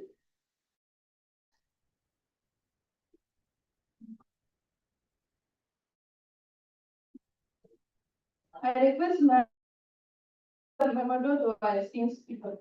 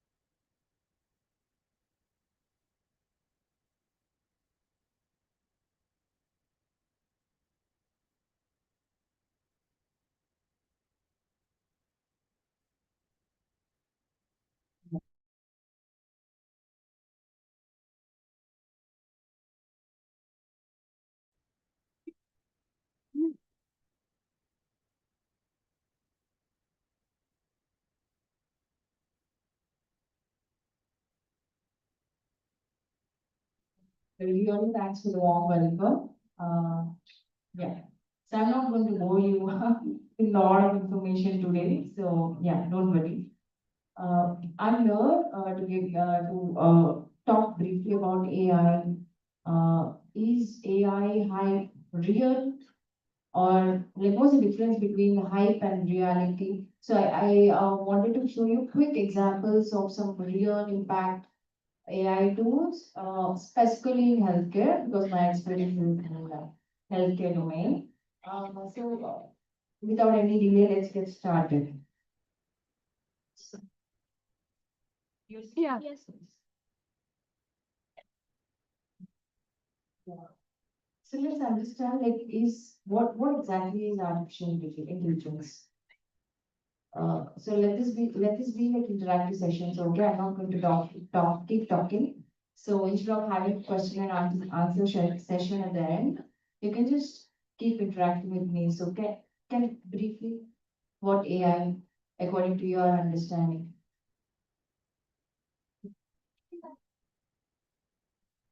Perfect. Yeah, I think the simple explanation to that is like a machine or computer system which mimics human brain, right? That's simply AI. AI, I mean, like, do you all think this is something really new, which came in like couple of years, or do you think this is there for many years with us? Awesome. Yeah, so I think the major specialization or the key capabilities of AI is that it can quickly learn from the data. So that is where data is really important. So it is really important like what data are we feeding into the system in order to get the system learn the patterns, whatever it can pick it from. So learning is one of this capability. I think the recent advancements are where reasoning and perception. So these are some things like which are added to the existing AI systems or algorithms which made AI hype. So maybe I'll talk about those in detail in the later slides. So like you all know like machine learning, deep learning and AI, right? So it learns the data, it can pick patterns that humans cannot pick, and it can solve complex problems in a blink of eye. Oh, sorry. Yeah, it's an evolution of AI. Like I said, like AI is not something new. It's there for many decades with us. Uh, I think around like 1950s, 60s and so, this called a rule-based AI. I mean, we didn't know it is AI, but it's like artificial intelligence of the systems, like where explicitly the systems needed human intervention at every step. So it's like rule based, like simple if and then, right? So you tell the system if this is the situation, then this is the solution we are expecting. So these kind of rules you feed into the system and the system perform tasks for you. So this is where exactly AI started around 1950s. And then the next big milestone or big breakthrough is machine learning, which happened around like 2000s. So where you feed in data to the system and it tries to pick in patterns that human eye cannot, right? So that's one of the major big breakthrough. And after that, like advancements kept adding to the existing machine learning algorithms, and the next better version is deep learning, which can solve much more complex problems like speech recognition, image processing, and all those things, along with text. And then within deep learning, we have a major breakthrough, which is in around like 2017. That's from Google. You know this algorithm transformer. I think you all should know this. Yes? No? So did you all ever wonder like how ChatGPT is able to answer your questions? Can someone? So I'm pretty sure everyone, even today, this morning, you might have used ChatGPT or similar tool by now, multiple times. Yes, let's be honest. I have used. So on the way I'm traveling, I was asking ChatGPT a lot of questions. in order, like I was very like what questions you might ask and what answers should I reply, right? I'm very honest, like I'm using ChatGPT on my daily basis. So I'm expecting all of you also might have used, but did you ever wonder what algorithm is helping ChatGPT to answer our questions? No? Okay, so let me tell you. So I think no, previous one. Yeah, so there is this breakthrough that happened in 2017, the algorithm, the advanced deep learning, it's transformer. So most of the AI tools that we're using, it's not just based on one or two algorithms, it's like combination of multiple things, multiple algorithms, and one such is transformers. Transformer is like a game changer. So it can process long sentences. Until then, the systems were able to process words word by word in a sequence, but whereas transformer, the algorithm can process long sequences. I mean, sequential words, it can process all through once, and it has like multiple features like self-attention. So since I brought this point, maybe you can ask ChatGPT on what algorithm it is using and ask it to explain you all, and you will be able to really follow it. So that is where AI hype has begun. So then the next step is generative AI. So where AI is able to generate text, create content, create images, right? Like human-like reasoning, all these things came into picture. So let's look at the core concepts of AI. So I'll be discussing core concepts of AI in very brief because I'm pretty sure you might already know all these concepts because we are learning these concepts from many, during our undergrad and postgrad. So I think you know these major ones like machine learning, deep learning, and AI. So all these three are nothing but like they are subsets of each other. AI is kind of like an umbrella. I mean it's a broad umbrella where it has human-like reasoning capabilities, and machine learning is subset of AI. So where it has again multiple algorithms like supervised, unsupervised, reinforcement learning. So supervised is like you give the data and you supervise machine. You also give the labels for the data you feed in, right? You tell, say for example, your Gmail you tell the algorithm these are the priority emails and these could be spam. So you have labels for everything and later on whenever new email comes it labels it. Like you look at your Gmail daily, right? So you will have a label like most important or high priority or could be a spam. So all this is like machine learning. Like you teach the system with the labels and it learns from the data and it labels the new input. So that's a supervised. And then unsupervised learning. Unsupervised learning is you feed in the data, but you will not give any labels. But the system itself can learn patterns from it and group them accordingly. So that is unsupervised learning and then reinforcement learning. And this is very interesting algorithm where you give penalties. Like if something is not expected from machine, then you add a penalty or give a reward. So if you give a reward, then the system learns more from it. If you are adding a penalty, then the system will know that it should not learn from it or it's a wrong way of learning. So that's reinforcement learning, which is like really interesting. The next one, the subset of machine learning is deep learning. I think it's more advanced than machine learning, where I think this is more inspired by our human brain, where it has multiple layers of neural networks. I mean, multiple layers that we shown there. You might have seen that kind of image several times by now where the user gives input. I think the hidden layer is where the magic happens. So where the system tries to pick the patterns in multiple layers and come up with the magic and give us out. So that's the deep learning, which is like more advanced and where human intervention is less required. So you're just giving the data, you do not give any features. The model itself can identify the features that are important to define the data. So that is the advancement of deep learning. So, like I said, like I mentioned, I think the major revolution that happened from Google is the transformer. The diffusion models, I mean, that's a subset of deep learning. And after that, like you all know, like generative AI and many other things have come up. What's the last one?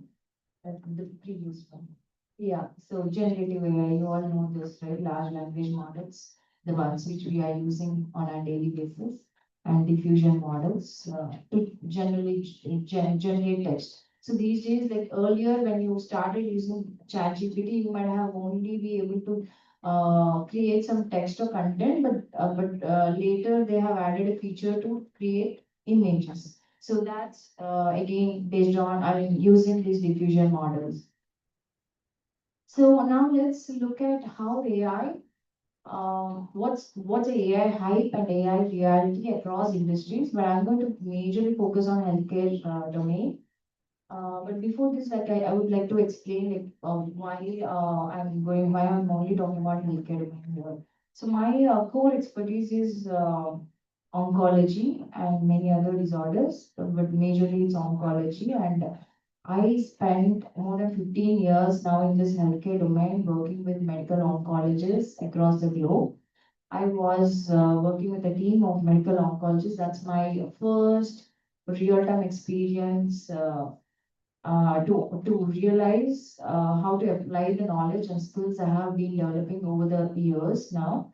So where I worked with a team of medical oncologists and we looked at multiple samples from oncology patients. And you know, like when you look at the data, it's like, it's very hard, right? We cannot pick anything using our eye. It's a lot of information, a lot of data, and so that is where we have applied a lot of these machine learning models to pick up patterns. And I have witnessed the true impact of what we did at the lab on the patients. We treated with different therapeutic options based on the patterns we see. I think one interesting example I would like to share here is MSI. I'm not sure how many of you here are life sciences students. Oh, there are a few, right? Maybe I'll try to explain it in a simple terms so that everyone can follow. So usually in oncology, like cancer patients, we see lots of genetic changes. So there are like genes and proteins in our cells which have to be in a certain sequence. So those are nothing but letters. Genes are like 4 letters in a certain order, and proteins are like 20 amino acids, like 20 letters in a certain order. So they have to be in that specific order to perform their functions. But in disordered patients, say for example oncology, we see a lot of changes that are happening at different positions in genes and proteins. And we do this next generation sequencing. So it's a technology to read the DNA and protein sequences. So we get this information from next generation sequencing, and we look at all those genetic changes. And you know, like when I'm talking to you here right now in this auditorium, so like my cells would be mutating randomly because of the environment here and all, right? So there would be hell lot of mutations, genetic changes in our genes, out of which like we have to identify which ones are really important and which ones are not. So on an average, like in 24 hours, our cells will undergo around like 10,000 mutations. So just imagine, so if you are sequencing our entire genome, like you would be seeing millions and millions of mutations in our cells. So we have developed machine learning, I would say a deep learning algorithm, where we identified a subset of mutations which we were never able to identify before that. We call that as microsatellite instability. So those are like mutations happening repeatedly across a large section of genome. So we identified a group of patients with that specific set of mutations, and we understood based on our internal research, we understood the patients with MSIs would be responding really well to immunotherapies. So then we started a clinical trial for these patients who have these MSI patterns in their samples. And fortunately, exciting news that we were hearing a few years ago was all the patients responded really well. So we had around 10 to 15 patients in the clinical trial, and everyone in the clinical trial responded really well to the treatment, and the disease has come back to zero. So all the patients, even now, this day at this moment, they are still with zero disease, and all thanks for AI, which we never able to pick it with our human eye. So that is how the real impact of AI could be. And again, the healthcare domain is one such exciting domain where it has more capabilities of life-saving opportunities with AI here. So what I conclude here is AI is not just hype.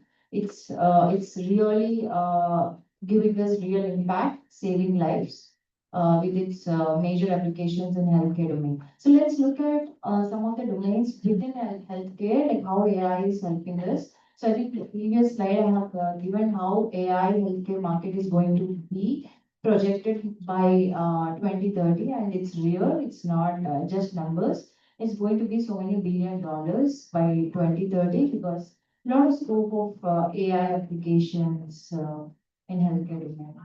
So, like if you look at healthcare setup, like if you look at healthcare setup starting from patient entering into the system, starting from the billing or recording the healthcare individual information, starting from there until monitoring the patients in the ICU, even remote monitoring, tele-ICU, everywhere we have AI.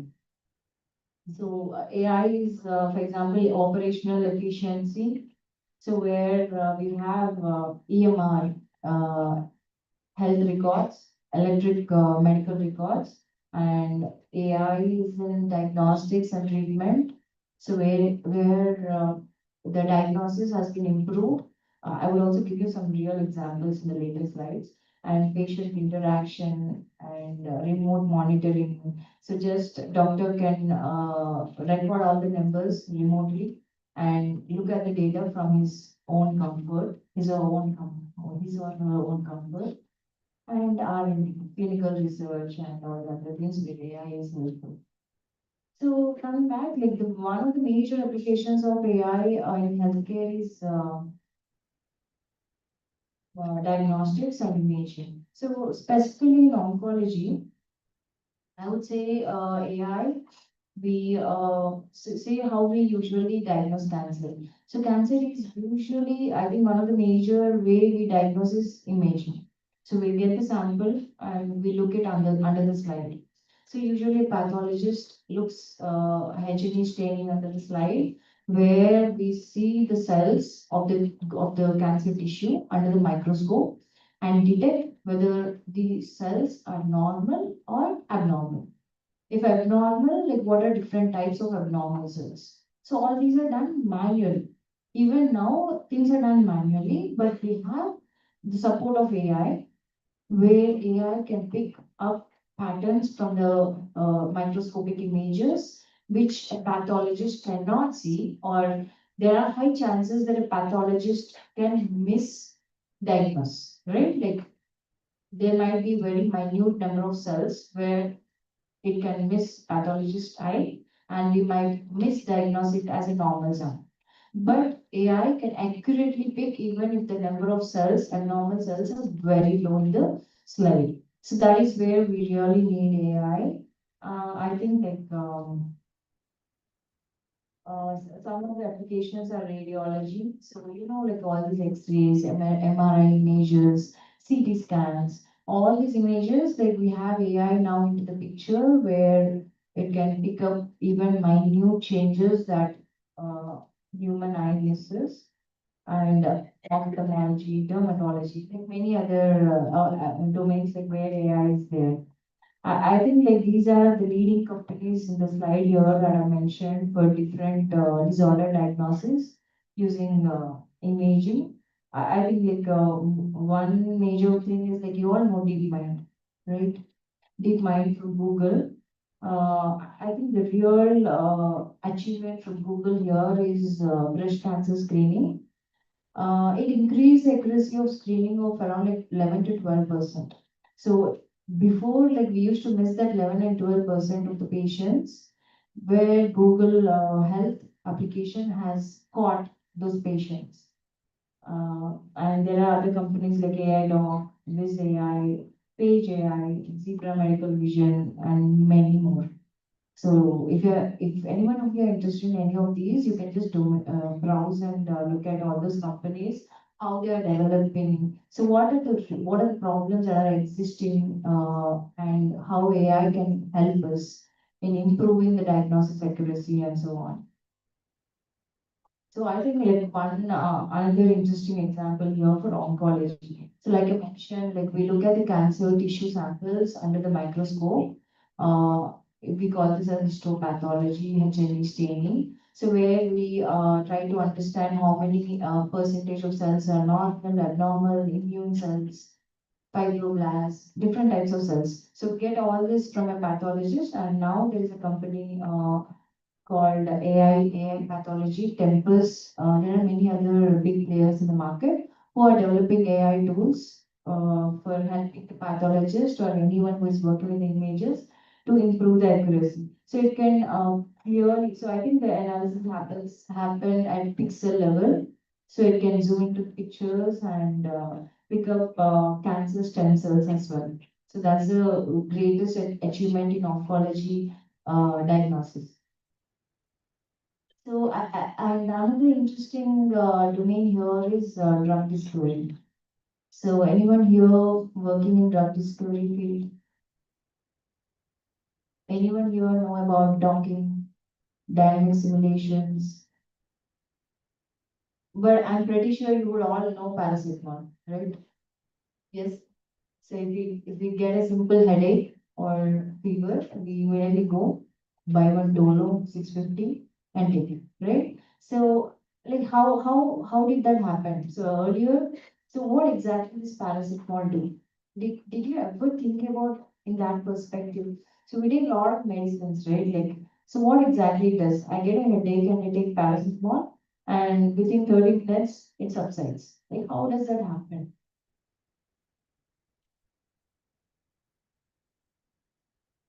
Okay, so all our drug molecules in the market or that are being developed are designed to target certain proteins in our cells, right? So there are like certain proteins which get elevated when we have pain.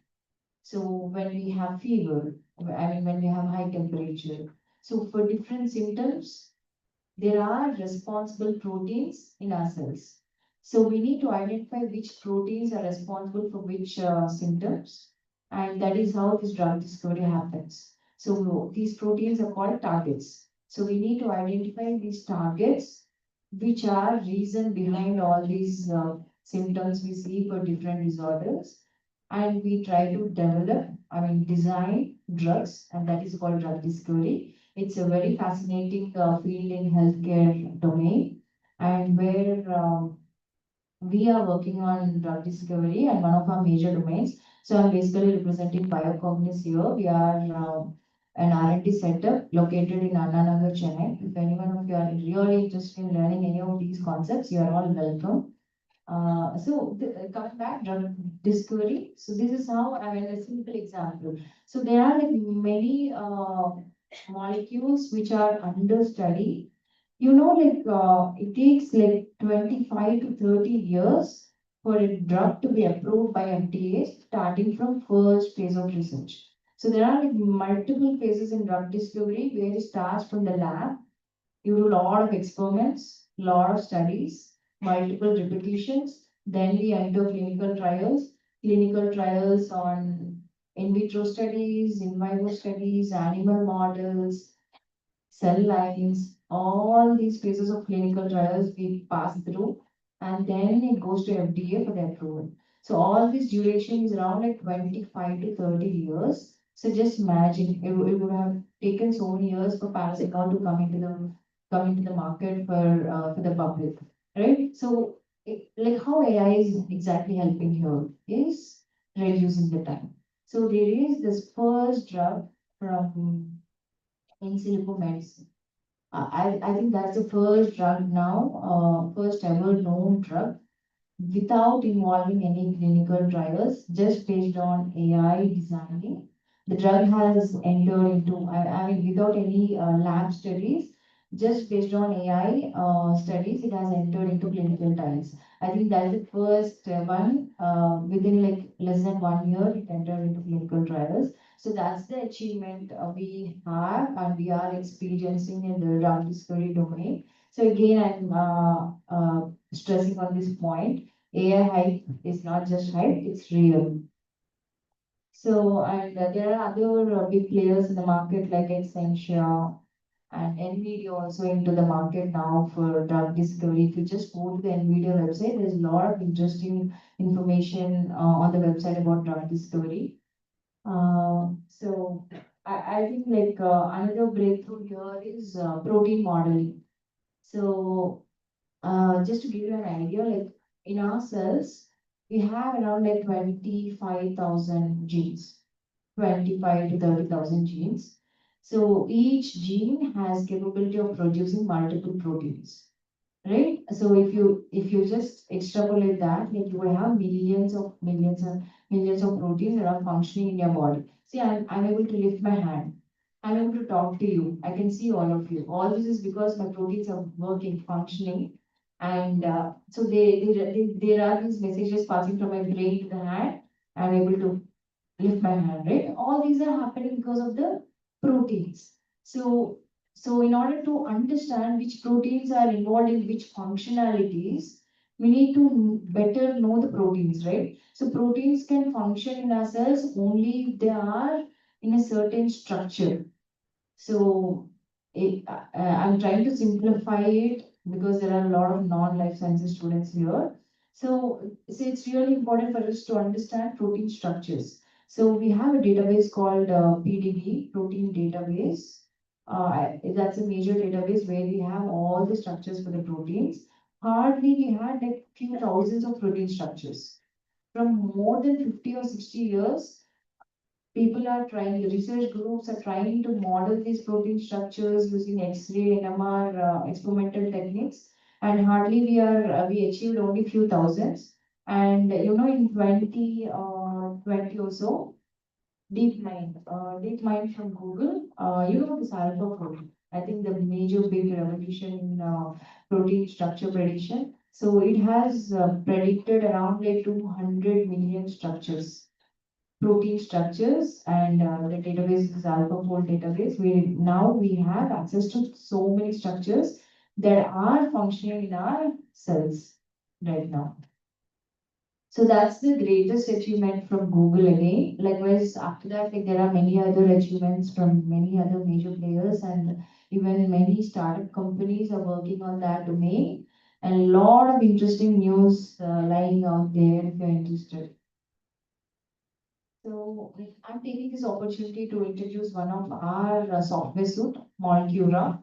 So we have at Biocognis, we have developed our own software suite, drug discovery suite. We named it Molecura, where everyone who are involved in this drug discovery domain, who are interested in developing certain compounds for certain targets, we have every step that's possible in the drug discovery phase. We have incorporated all the software suites into it, and we have also incorporated our own AI automated processing. And we are providing this as a GUI software suite where it's just an exe file. You just have to download it, install it, and it's in front of you. And all the steps, possible steps in drug discovery can be done using this suite with just your mouse click. So you're just one mouse click away from whatever you want to do with drug discovery. If any one of you are really interested to learn more about this, even if you are a non-life sciences student, you're all welcome. So this is how the front opening of GUI looks like. So another interesting feature that we have included here is a researcher mode as well as a student mode. Because someone who really are interested and want to begin learning that can enter student mode, where we have our own biographies AI incorporated into each feature, like where you will have a AI pop-up.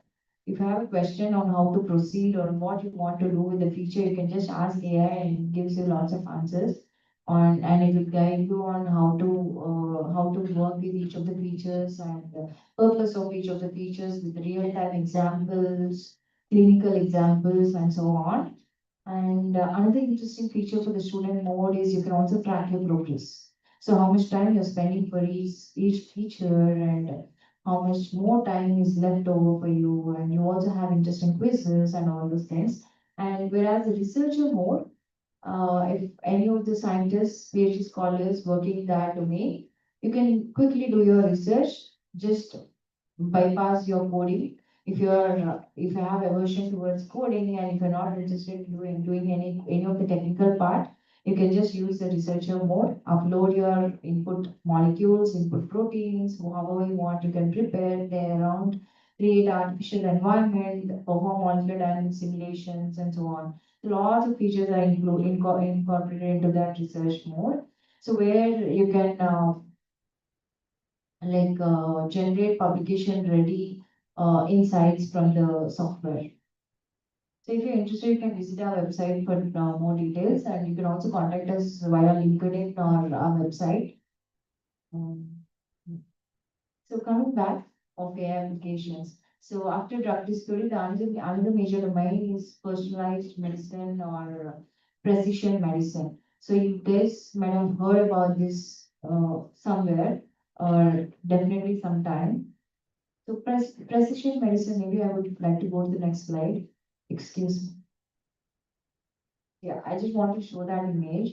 So if you look at that image, for simple understanding, so initially or even now, before this, so how doctors or clinicians used to treat the patients is like they just group all the patients based on a certain disorder, say oncology. So if it is certain liver cancer, then clinicians would have given the same type of medicine for liver cancer. But later on, with advancements in research technologies, what we understood is even though it is the same disorder, genetics vary across individuals. So, utilizing AI intelligence and human expertise, there are now many models which can group the patients based on genetics, though the individuals are having same kind of disorder. So, for example, there in the current medicine, one treatment fits all. You have different colors. Different colors means different genetics, but all of those individuals are having same disorder. So when the same kind of therapy has given, so you can see different kinds of responses. Some of the patients really responded well and survived for longer time.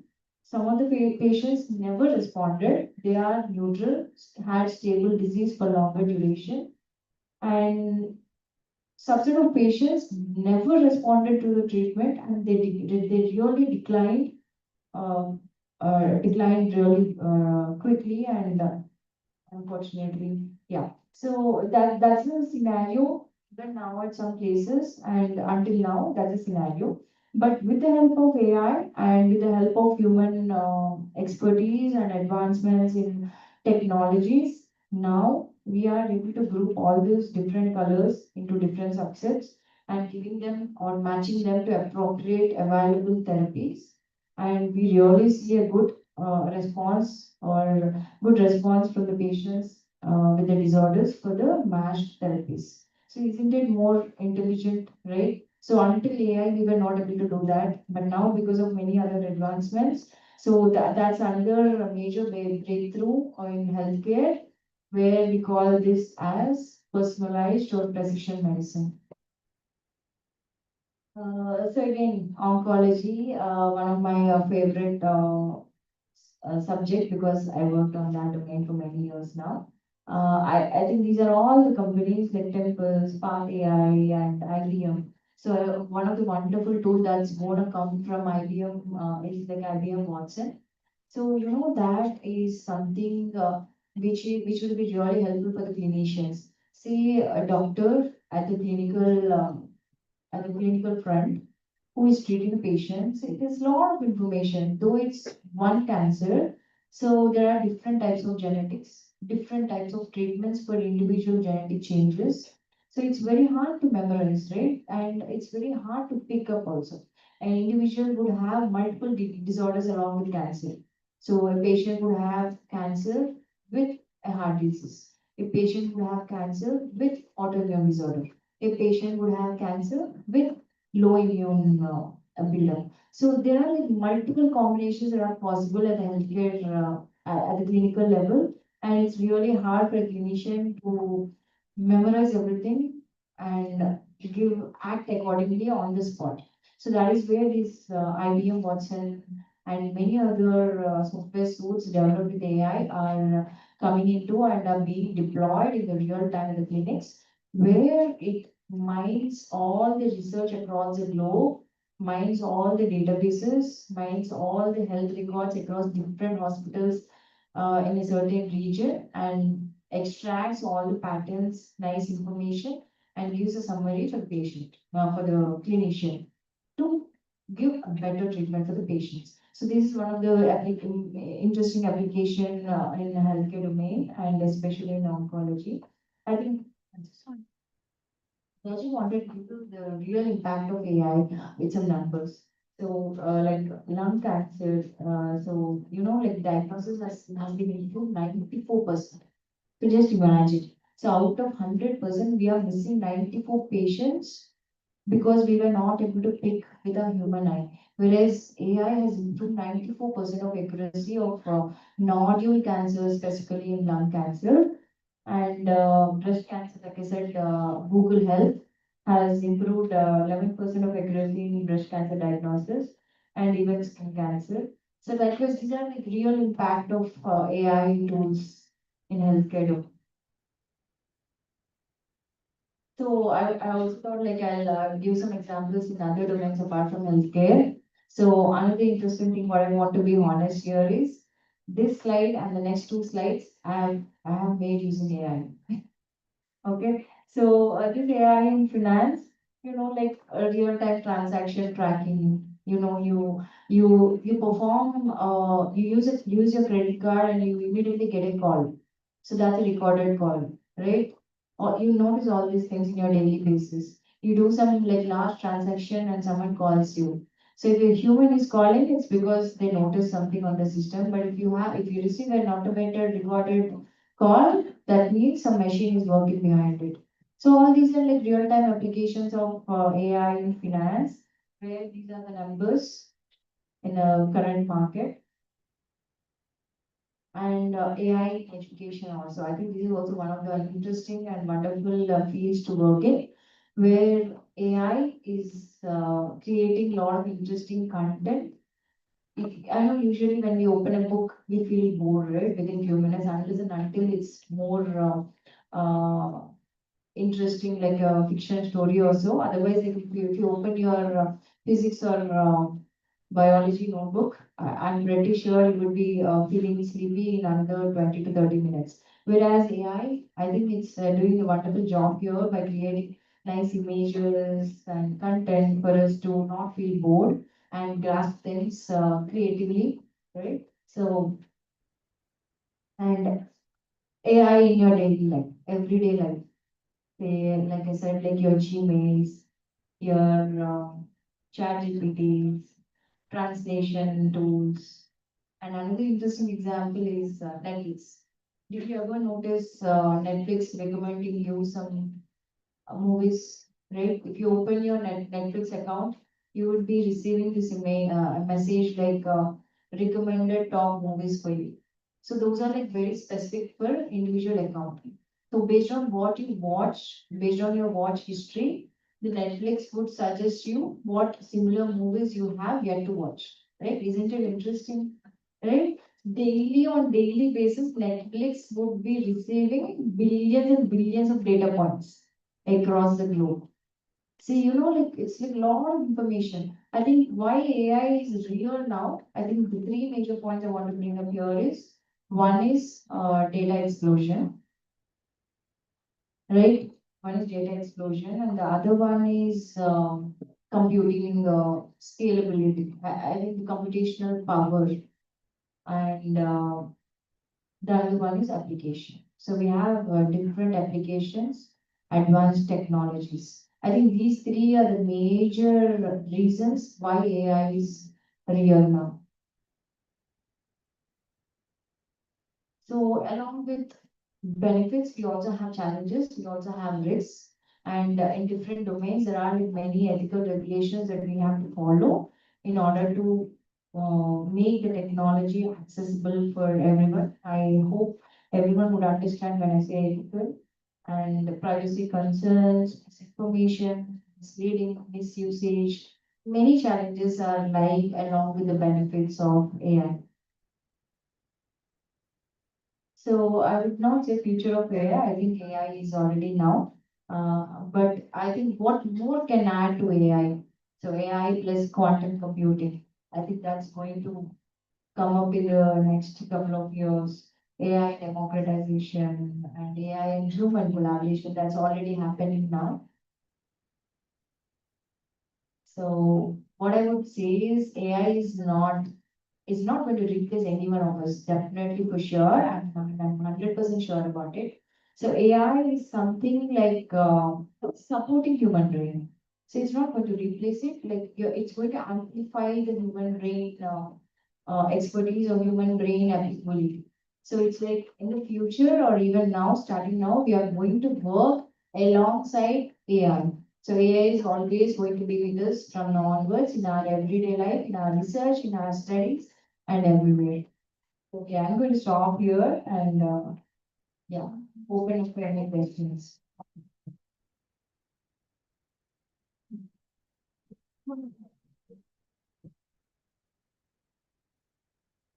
Good afternoon, ma'am.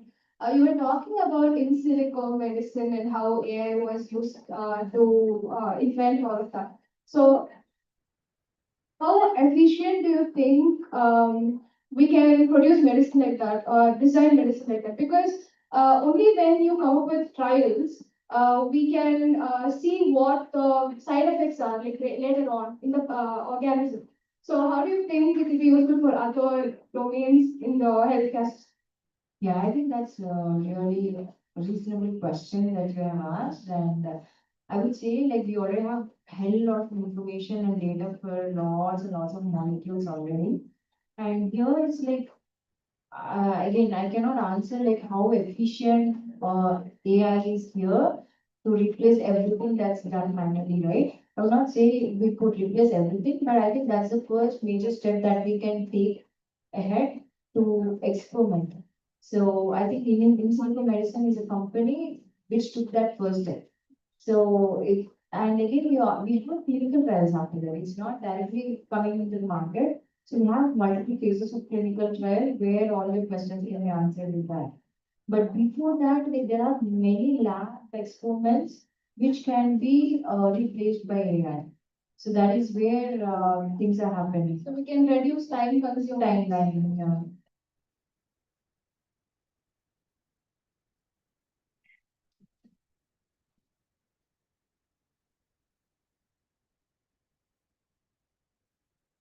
Okay, thank you all. Thank you for your attention.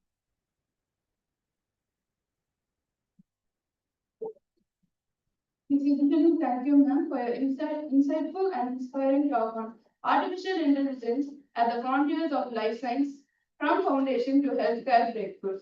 Your session greatly enhanced understanding. Thank you, ma'am. Girls, please wait.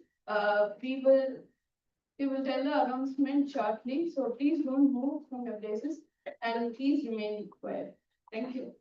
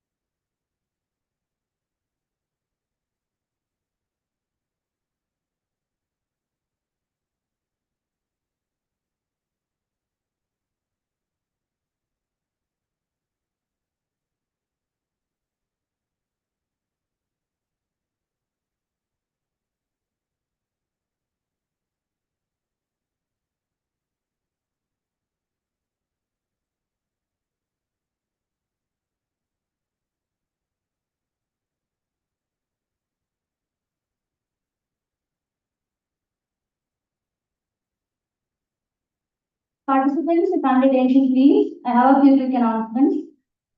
So we'll be breaking for lunch now. The lunch is being served at the Riverlands Mess. I hope all of you have your lunch tokens, am I right?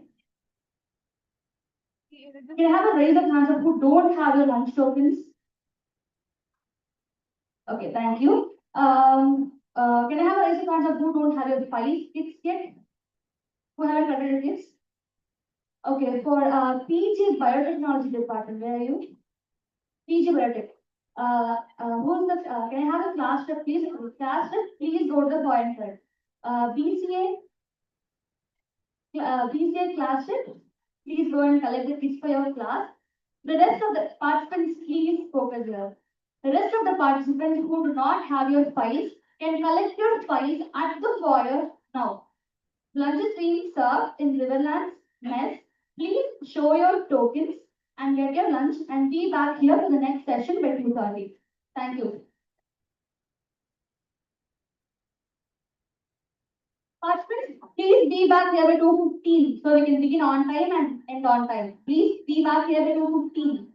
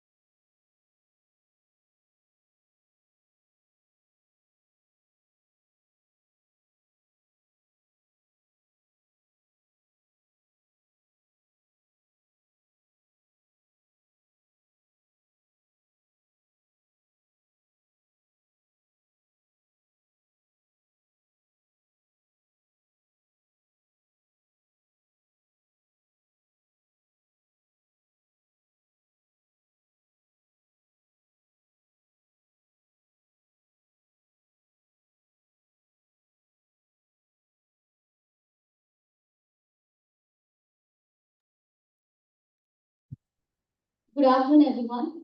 I request everyone to kindly take their seats. We are about to begin the next session. People in the back, please take your seats. I welcome everyone to the afternoon session of the International Conference on Artificial Intelligence and Scientific Innovation 2026. It is my pleasure to introduce the chairperson of the session, Ms. A. Martina Betsy, Assistant Professor in the Department of Commerce, Computer Applications at Women's Christian College. She has over 10 years of teaching experience, along with 2 years of industry experience, giving her a strong balance of academic and practical expertise. She has served the institution in various roles, including cultural activities, assemblies, boards, the International Programs Office, and currently as the coordinator for the Value Education Shift 2.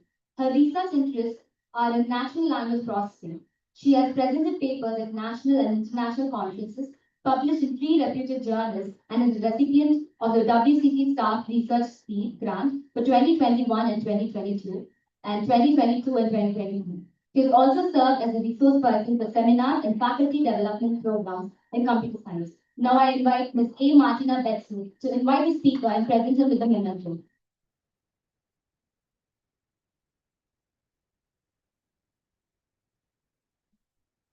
It's my great pleasure to introduce Dr. S. Karthikeyan, an accomplishing academician and researcher in the field of physics, currently serving as Assistant Professor of Physics at Dr. Ambedkar Government Arts College, Chennai. Dr. Karthikeyan brings with him nearly 2 decades of rich teaching experience and has made an impact on both undergraduate and postgraduate education. His areas of specialization includes spectroscopy, nanomaterials, biocrystallization, biophysics, biotechnology, environmental science, and food chemistry. He is a recognized PhD research supervisor under Anna University, Bharatiya University, and Periyar University, and has successfully guided many PhD and MPhil scholars. Dr. Karthikeyan has an impressive research profile with an H index of 16, I-10 index of 18, and over 2033 research citations. He has published extensively in high-impact peer-reviewed international journals, particularly with Elsevier and Stringer, and also serves as a reviewer for leading international journals such as Spectrochemia, ACTA, Vibrational Spectroscopy, Analytical Biochemistry, and Biophysical Chemistry. He has delivered numerous invited and special lectures on topics including laser spectroscopy, optoelectronic devices, optical materials, solar cells, and spectroscopy applications, and has actively participated in national and international conferences and workshops and faculty development programs.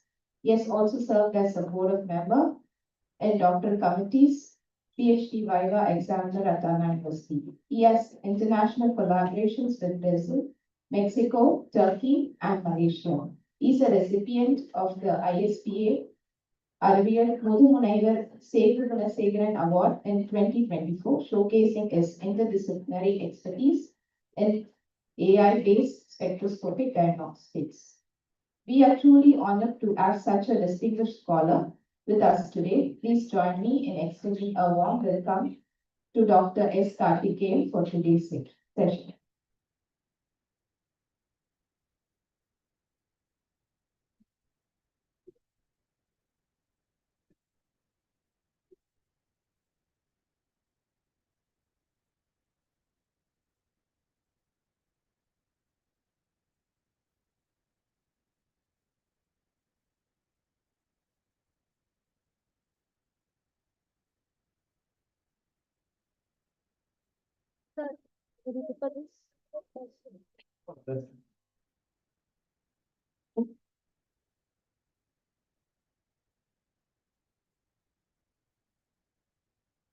Good afternoon, students. First of all, I thank the organizer of this international conference, principal, and other senior faculty members for having invited me for this international conference and to present my topic on artificial intelligence in physics, applications, impact, and fundamentals of understanding. So what I'm going to do is what is artificial intelligence? Most of the people are from interdisciplinary aspects. I think some of us are from science background, some of them from chemistry, physics, biology, and finally I can find some people from computer science. Is it right? Okay, so I just brief about what's an artificial intelligence. What is the basic idea? What we are learning and we are experiencing in my research activities. And finally, I'm going to apply a simple concept of physics applications. How this artificial intelligence can be applied to the physics concept, how to generate output. Finally, what are the research activities going on with this artificial intelligence? Okay, go to next slide. Can you run the pointers and so on? Oh. You can see something. What is artificial intelligence? I can see the overview of the things. What is artificial intelligence? Artificial nothing but it's a nothing but a machine or computer system which can learn the data and intellectually imitate with the human brain. So it can imitate the human brain by means of learning the information. That's what an artificial intelligence means. Is it right? You can see from the diagram, the top right corner, I can find the core component of artificial intelligence. That is nothing but machine learning. You can see the top right, called the deep learning and natural language processing and computer vision. Now everyone know machine learning is the core component of artificial intelligence. What does the machine learning means? That means the system can able to gather the information of the data and learn the information, the structural pattern and recognize the thing and recognize the structural pattern of the thing and finally it can able to run the program and can able to contain a model. That model is called as the machine learning model. There are different types of machine learning model available. What we can call as a support vector machine. I think the computer science can well know about the thing. Principal component analysis, linear discriminant analysis. These are all the different component of machine learning widely used in machine learning model. And I'm going to explain about all these each and every aspects and finally how it can be implemented for the real-time physics problem and finally to the research aspects. And if we think of the thing, natural language processing, everyone know about thing. We are frequently using this chat GPT. Is it right? That artificial intelligence is able to recognize the textual message of the human or voice message or any image pattern that can be able to convert and it gives the information. So how this chat GPT works on the thing? It has a large numerous number of data that data has been trained in a programming way. That some algorithm has to be followed out. Followed by this algorithm, based on the input requirement, they give the output. So everything of artificial can be only based on the amount of input data we are given. That data should be trained one. Larger the data, more the higher the accuracy. Is it clear? So this is a core component intelligence. I can see what the impact of job transformations. Artificial has given a tremendous transformation job. So everyone has to accustom with the new skills. This is a very common thing. You cannot skip out the thing. It's a part of computer science department or from the IT department. So it's a very integrated as a part of human in day-to-day activity. You can see from the thing. You're searching from the Netflix, Amazon. It will give the recommendation of video. How it is possible? It can recognize the patterns of the input given by the applicant. What is customer satisfaction based on the input? It can give the recommendation. So whatever you are searching, it has been trained the model. The person is trying to search in this category of thing, so we can recommend for the thing. That means the input you are giving is nothing but that should be trained one. That's why job skill is very important. We should equip with the skills of artificial intelligence, especially in the case of machine learning or with the data science. Move to the next slide, please. So these are founding fathers of AI, the various personalities contributed to the artificial intelligence. John McCarthy, who coined the term artificial intelligence in 1956 in one of their conference. He coined the term artificial intelligence, and various scientists who coined a different thing, how the growth of artificial intelligence arises. You can see from the top right, the Marvin Minsky, the symbolic frame of why he introduced the concept of robotics in machine learning, followed by the Royal Solomon of algorithm, introduced algorithm the things. For any artificial intelligence, you need the basic thing of statistical concept. Without the statistical concept, we can't able to execute. So statistics and mathematics are the part of the core behind the working of artificial intelligence.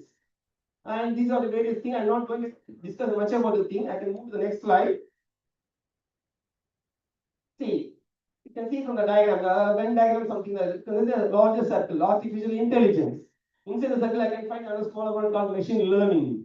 And within the smaller circle, I can find neural network. And inside the thing, I can call deep learning. So these are the sub-component of artificial intelligence. So artificial intelligence is a major component, and within artificial machine learning is a part of subset of artificial intelligence. You can see from the diagram. See artificial natural language processing, that is ChatGPT, and visual perception. You can able to use a voice recognition, face recognition to open the mobile phone, other things. Is it clear? And followed by the intelligent robot, which can able to sense. Nowadays, we can able to clean the house with a type of robotic thing application. And followed by the programming knowledge and automatic reasoning. So these are all the part of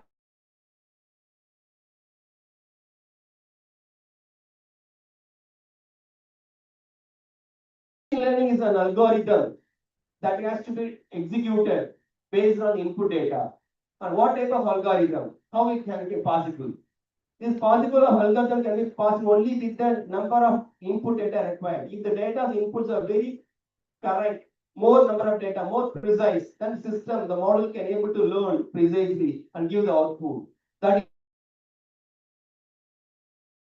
is why in AI, artificial intelligence, there is a major requirement of job, especially for data engineer. It is not a common thing. Everyone can feed a large number of data. Only the relevant data can able to give only relevant information. So data engineering is a more major scope of the skills in artificial intelligence, but everyone can able to excel in this field and get the job as soon as. It is not confined to any area of the thing, particularly to computer science or only to the IT industry, or even with the science department can able to do well with the artificial intelligence rather than with the computer science, because the basic science students who are working in zoology department or chemistry can be able to learn the fundamentals of the science behind the working. If that is known, they can able to implement this role of artificial in chemistry industry in case of a fire extinguisher or in hazardous chemical reactions. And for zoology and people of medical diagnosis, doctor able to predict the cancer and other patients from the imaging techniques. Is it clear? So understanding the fundamentals of artificial intelligence is not it is not a tough job. Everyone can able to learn only if you have an intuition, interest in these aspects. Only the product knowledge is you should have what we can call as the statistics and mathematical concept. And moving on to the thing, machine learning.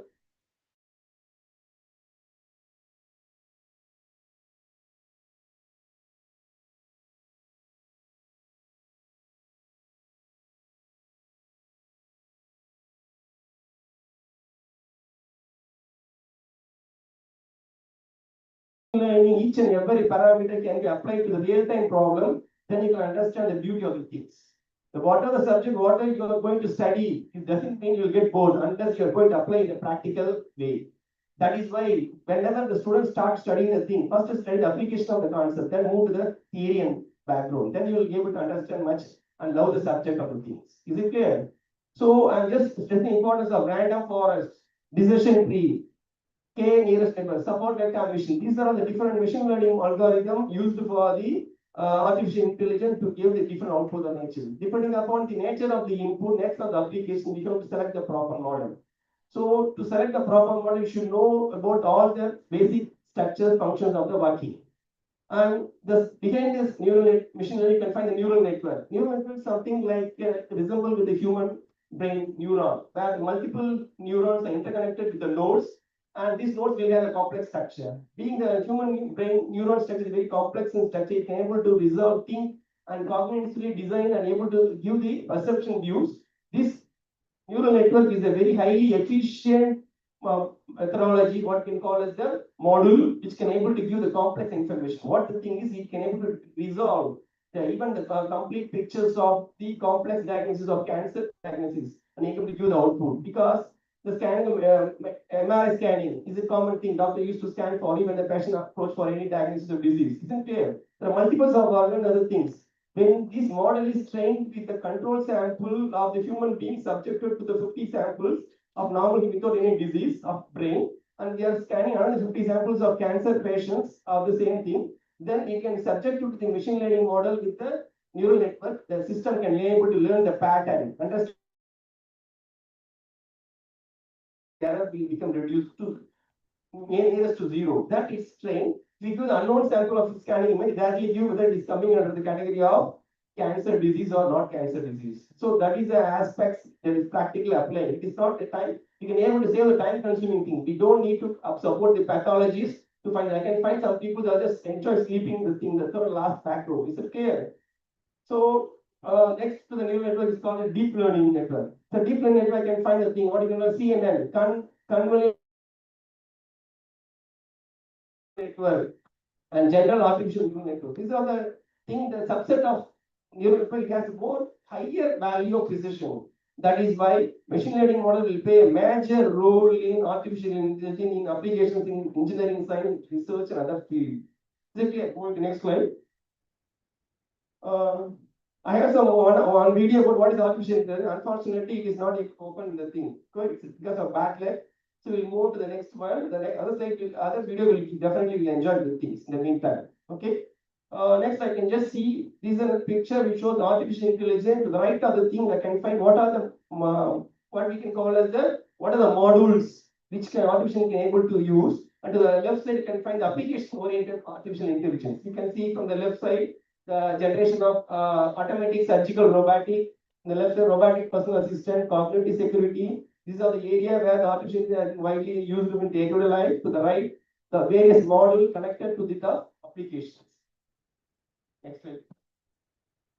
So I have just given the importance of artificial intelligence. I'm not going to give much about the definition of artificial intelligence. Everyone, you can get it from the Google, isn't it? But the way how you are going to implement that and understand the concept, execute the thing is very crucial as aspects.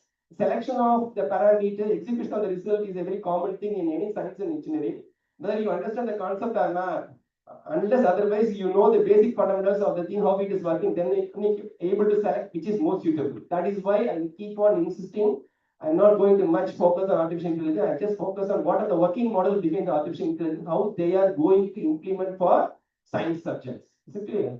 So you can see from the thing, the overview of the artificial intelligence day-to-day life, the healthcare technology, where the doctor can able to diagnose the disease with the imaging techniques, X-rays and MRI scanning person. And finance, it can able to predict the future output of the thing. Depending on the market thing, it can recommend which is a good thing, where to apply the share, which company can be suitable for improving the share market. This is how is it possible. You have to keep on feeding large number of data. The model will train by certain thing. That what are the models? I have listed last previous slide. There are various machine learning models available in artificial intelligence. So each model will have its own precision and accuracy and some loss function. So we have to train the model for a given set of subject of samples.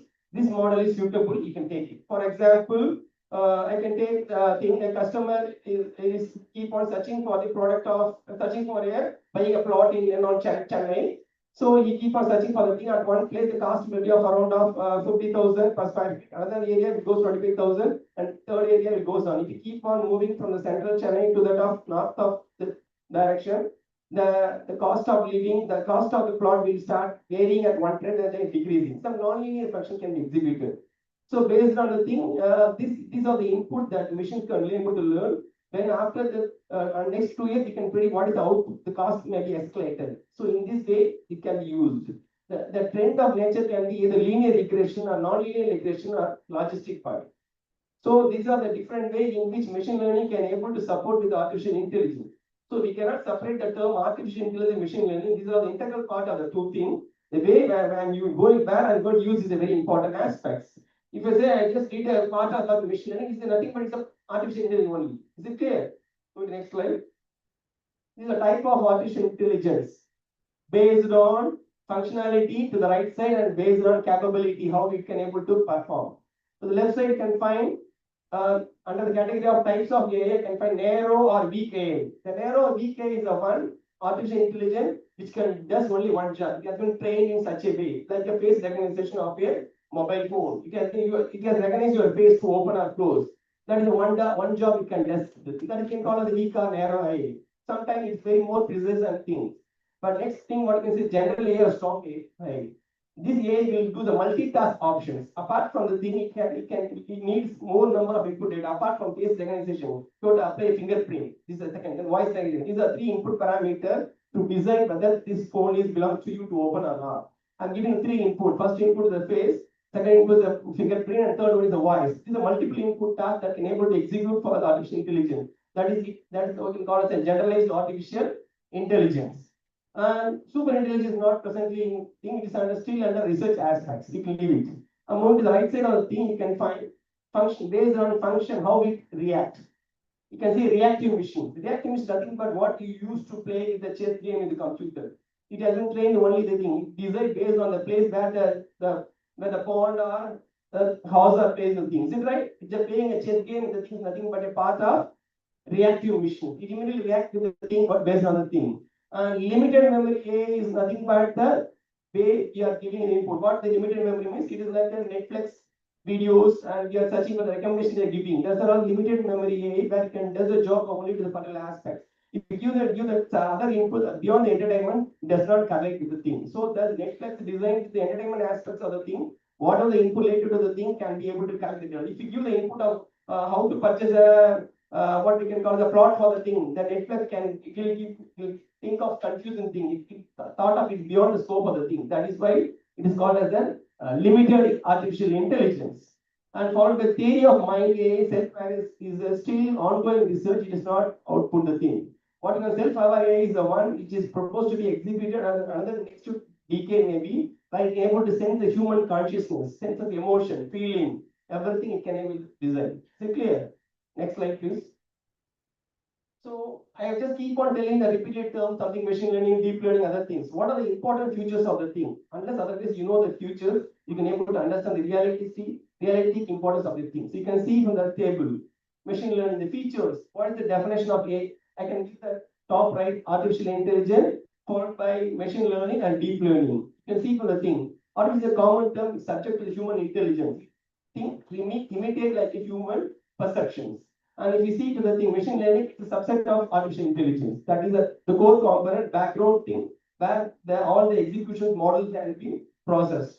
To the right, you can see that the deep learning is the most advanced of machine learning. It is mainly used for analyzing complex data of images. Suppose you want to see the galaxy, there are millions of stars and other things. In Discovery Channel, you can see another 2 days, a comet is coming nearer to the galaxy, very check and follow the thing.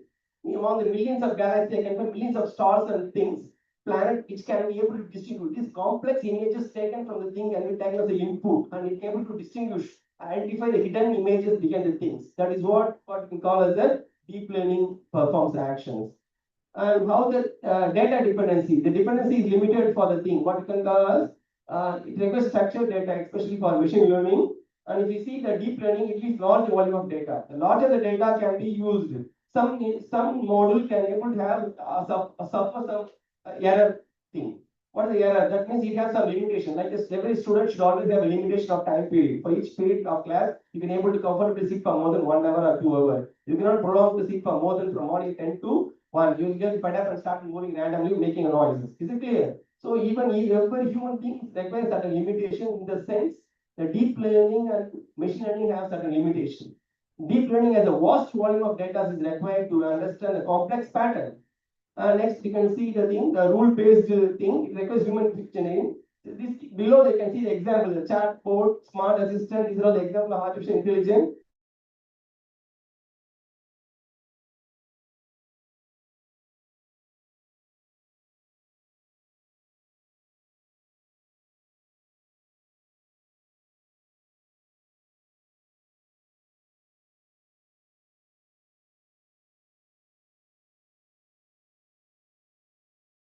Narrow eye, and you can find the spam filter protection as machine learning concept. Below that, you can see deep learning, convolution neural network. See each and everything. I given an example for the thing. You can see from the bottom, convolution neural network to the right side of the thing. You can see CNN is used for identifying tumor and scan. See the scanning image. Scanning image are very complex molecules. The anatomy of human system is very highly complex. It is very difficult to assess the pathology. Doctor has to again take 1 or 2 days to assign where is the problem arise and how to diagnose the thing. But this each and every single spot, minute changes can be well resolved, identified only by means of convolution neural network. That is why CNN play a major role in disease diagnostic, especially for tumor scan and other image diagnostic aspects. That is why high powerful machine learning when compared to that of machine learning language. Above that, you can find the deep learning. Above that, machine learning. And finally, everything comes in the category of artificial intelligence. I keep on repeating the term machine learning, artificial intelligence, deep learning. I'm going to give the clear aspects by moving when I move to the later on stage, the next and where the stage where I'm going to apply the physics problem, how it is able to implement.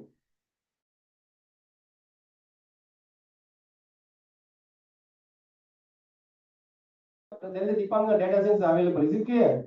So data science, you can see data is the backbone of the artificial intelligence. They support with the things. Data science is not the thing. It is not huge amount of data input is given to the artificial, it get confused. So you have to clean the data, organize it, remove the hidden images. These are all the role of data engineer. So they entirely supporting the back end of artificial intelligence. So data engineer will have the more thing. For what the role of data engineer? They should know the concept of statistical tool. Statistical tool will play a major role in data engineering. There are a number of things. The common thing what we call as the linear regression. Is it right? Linear regression, non-linear regressions. The linear regression means when you give the input, output will be the thing. 1 proportional to 1, 2 proportional to 2. When you give the output 3, output will be 3. When you give the input 4, output will be 4. The proportionality will increase in a linear form, you can get a straight line. What is non-linear regression? Non-linear regression in the sense some non-uniformity in nature. Initially, the input given the output will be very high. After it decreases and trends in formers. In this way, the regression may be non-linear, a second order polynomial, a third order polynomial. When we go for higher order polynomial, non-linear form, convolution neural network algorithm is a very best suitable thing that is widely used for artificial intelligence. So selection of proper algorithm is based on the knowledge behind the statistical tool you should know, and based on the availability of input, nature of the problem, you have to select the thing. That is why data engineer will play a major role. He can able to predict the analysis of trend, the things. Next slide, please. So again, I'm just giving the overview of the thing, generalized aspects of artificial intelligence, how it is applied in various discipline of things, science. That is up to the top left, biology, followed by economics, computer science, engineering, philosophy. The multidisciplinary aspect. It is not the thing. The computer science student will have to say this belongs to me, artificial. I'm the computer science engineer. I'm only the expert of AI. It is not the thing. Without the support of basic science, none of the people cannot able to survey. It's all interdisciplinary aspects. So applications, the only thing artificial, they need to program the model based on certain algorithm. Only the thing they have to make the return the program in a well-ordered. Five other things. Please. Now come to the topic physics. How AI helps in physics. So maybe some of you may be getting bored with the thing. I try to make you more interactive, live, and understand by means of putting some videos. Then we can able to understand. I take only simple problem of physics. How it can everyone know the thing. Just like throwing a ball from a ground, it has to keep on moving the thing. It can watch from the cricket. Isn't right? When the ball is thrown, the thing it has to reach the maximum height and return back. It reaches at a distance. That is called a projectile of motion. I'm going to apply this, run the program, and I'm going to give what are the inputs available, how this AI can integrate with the AI aspects, what are the key parameters, what are the output significance I have to obtain from these things. So the physics is nothing but there are a number of experiments going on the things. There are large number of volumes of data are available. This data has to be fed. The conventional experiment, what we are recording is if you want to measure the temperature of the thing by heating the material for every 5 seconds, the temperature rises, and I can able to record the output, the time versus temperature. When this material subject to losses the conductive nature, it shoots up to very higher value. That means the non-linear nature of the functions. By changing the material function, I can select another material B.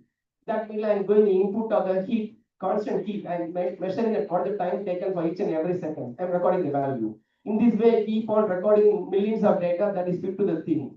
From that, I can able to predict at what particular time the temperature the object will attain. That is what machine learning will does. It is only possible only by means of giving more number of training of input data. That means the experimental data has to be compared with that of artificial intelligence. I can able to compare how it is error occurs in the thing. What are the next Python. The Python is everything. I don't have much knowledge regarding the Python because everything ChatGPT will give all these answers. Is it clear? Only the thing, what is the structure of the program, where the input arises. Because every coding people can be able to give the computer science people will give the coding of structure of the Python program, they can able to script it. But for a science student, for a particular problem, you need what are the input requirements, where the changes arise, which model to be applied, whether linear or non-linear regression has to be applied. For that sense, you should know the basics of statistics and mathematical tool and the nature of the problem. That is why computer science will be lacking about in research activity when compared to the non-computer science students. Because many find of research article I can find artificial intelligence executed in medicine, biology group, even for chemistry, physics people can do a lot of experiment. I can show the papers artificial intelligence can able to do because artificial intelligence is a part of computer science department. They can run the script of the thing, but they cannot know how to make interpretation for the particular problem of their concerned subject. That is why the artificial intelligence is a very vital interdisciplinary aspect might be available for all disciplines. Next thing. Next slide, please, student. So how AI helps in optimization. So optimization is another part. We have solar panel. So solar panel is nowadays available the thing. Nowadays to reduce the cost of the efficiency of the electricity, the government is implementing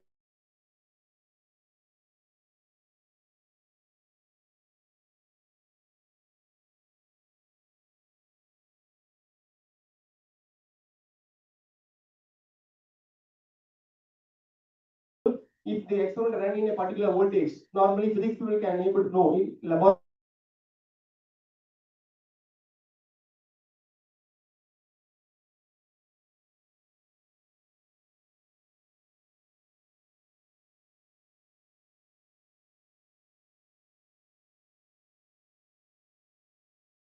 You can do the thing. That is for hazardous chemicals to do the reaction. You cannot do in a thing. That you can move for simulations.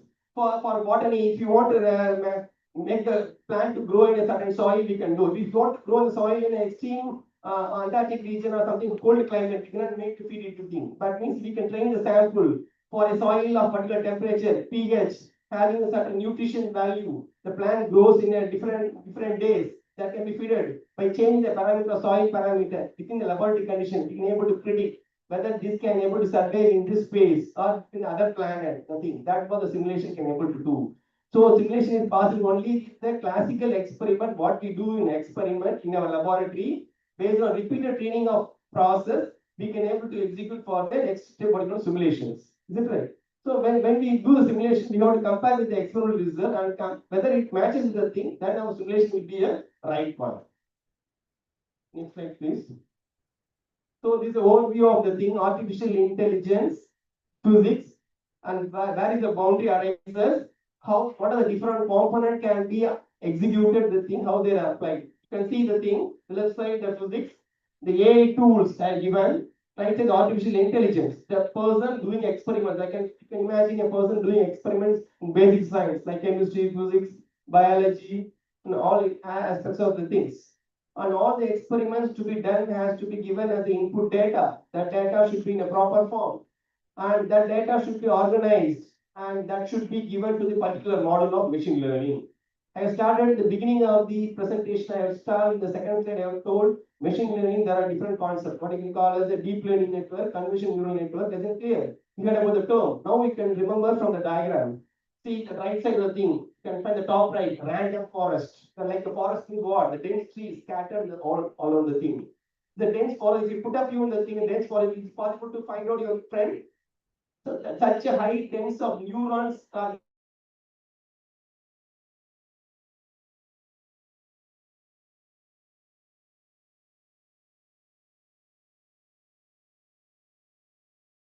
a principal component analysis. To explain the concept of the thing, I can just think of this is a class assigned, the amount of around 150 students ahead. I have given a task to find what is the best. I need to find 5 best students among these within 5 minutes. I can keep on giving distributing the papers. I ask you to write 5 questions and make the correction. I have to find decide. It takes some more than an hour to find the best students. Is it right? So what are the other way to do? I can write the 1 or 2 questions immediately. The moment just the one who immediately answer is called the top principal component one. He is the one which is called as the most prominent feature which can able to describe the nature of the substance. That is called principal component. Second principal component is the person who still second answer may be of lacking in the sense of knowledge. Immediately can able to know. So he can be put in the category of principal component 2, principal component 3. So principal component is nothing but like a matrix form. Even mathematics people can able to know well understood the students. Matrix, you have to study the term called eigenvalue, eigenvector. Eigenvalue, eigenvector is the one which characterizes the matrix functions. Like a people sitting each and every row, I can consider each one as the element. It forms a row of n by n, I can call matrix. each and every pool, we have information. The information has to be extracted among the 150 students. Most prominent best student can be selected by 5 people immediately who are answering my questions. That 5 people is called 5 principal component that design the nature of the thing. Among the 150 students, 5 students are good in average, and another 10 students may be of above average, below average. In that sense, I can able to identify the group large number of data. I can able to extract the most important feature. That is what we can call as principal component analysis. Next thing what we can call is the support vector missions. That is the segregation of layer, that is boundary region between the person of above average, below average, above 90%. We can have the marking, the decision boundary. Within the cluster of the thing, you can able to, you will get a clear picture later on when I show with the different. I don't want to rush up all the things, just to know the thing. Support vector machines, linear discriminant analysis, convolution neural network, deep learning. These are all the various machine learning tools that we implemented for artificial intelligence. That's right. So, next slide, please. So, how the Python behaves to? So, for running the experiments of different machine learning models, I have told we need a intermediate Python. It has many inbuilt libraries. Being able to get the information directly from the thing, no need to script the basic nature of the thing. For example, we have ready-made tea in your home, the kitchen, you can able to pick the thing. There are ready-made masala available for sambar, rasam, you can ready-made. Only take the ready-made picture of masala for sambar, like the one library. Masala for rasam, you can take another library. Like different types of library, I can find the thing. The pandas library, matplot, scikit-learn, pytorch, numpy, pandas. These are the inbuilt libraries available in Python. Because of this inbuilt library, this Python is a very flexible, friendly, easy language that you can execute for machine learning. And what is NumPy? The numerical problem, numerical integrations, all numerical problem, numerical formulas can be embedded in the library. You can able to fetch from the data.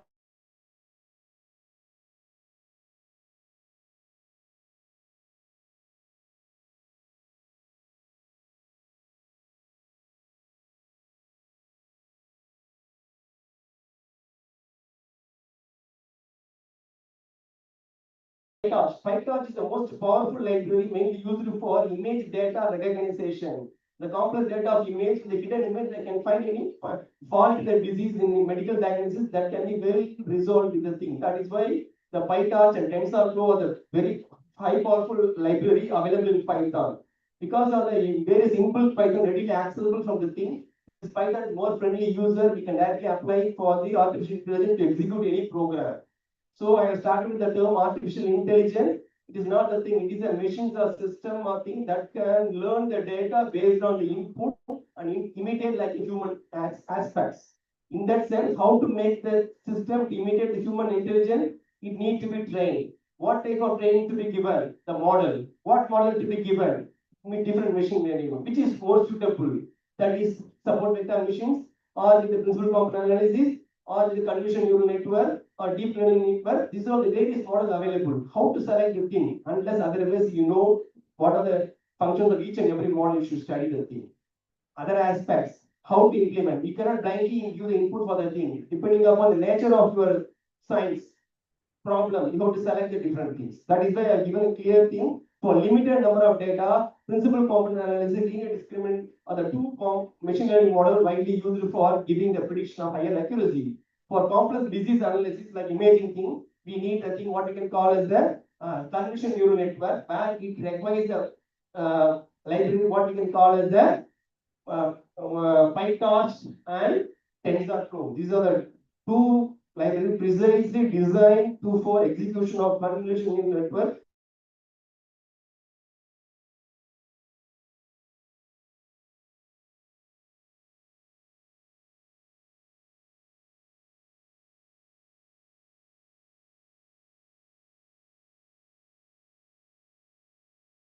And PyTorch is a very common thing. And for linear regression, you can use the NumPy and Matplot can be used for the thing. For clustering is nothing but segregation of students, below average, above average. You can find from the color part. Bottom of the diagram, you can see clustering. You can see the three different patterns. The pattern is based on the nature of the characteristics of a substance. For example, maybe of chemistry, the nature of molecules. For biology, another thing based on the site of sense of a animal or plant tissues like that. Is it clear? So, and for nonlinear research, can find the thing. And finally, physics informed neural networks, the new trending approach, where this is somewhat superior to the conventional machine learning. What we can call as it obeys to certain extent of physics law apart from the machine learning aspect. That is why physics informed neural networks is widely available, mostly improved current trend those on research activities. Moving to the next slide. Next slide, please, students. So I started with artificial intelligence, the importance of machine learning, where the conversion arises. Conversion arises only when we have a complex structure, complex data. When the complex data arises, we need to move for artificial intelligence. Some sort of experiment cannot be run for a classical experiment. We need a simulation where we need artificial intelligence. So conversion arises only when we have a complex problem, and certain physical system cannot be run with the basic system, basic laboratory, where we need a support of artificial intelligence. Finally, what the prediction accuracy arises, that is the for disease diagnosis target molecule. Because even for certain diseases, the molecule the doctor prescribe for the medicine can be targeted the particular protein molecule which can able to destroy and cure the patients. So disease-oriented drug molecule can be simulated by means of artificial intelligence, because we cannot do all the experiments with the thing, because the ethical committees are required for the to do the experimental aspects. That is why simulations play a very key role in artificial intelligence. So the conversion arises only when the number of data increases, when certain experiment cannot be done in laboratory function, and the data is a very complex thing. In that way, there is an integration of artificial intelligence with data physics. Next slide, please. So this gives overall view of what an artificial intelligence, where in different aspects of the thing. Being a physicist, I just focus on this particular aspect. So I try to give later on what are the research activities going with artificial intelligence in different domains. This is clear. So you can see the top side, the mechanics, the study of motions, where you can be able to use artificial. I am going to make use of this example later on for explaining the different machine learning tool can be applied for physics. And with the thermodynamics problem, electromagnetics, optics, and so on. You can see. I can see from thermodynamics. I can say thermal conductivity. What is the material? Each and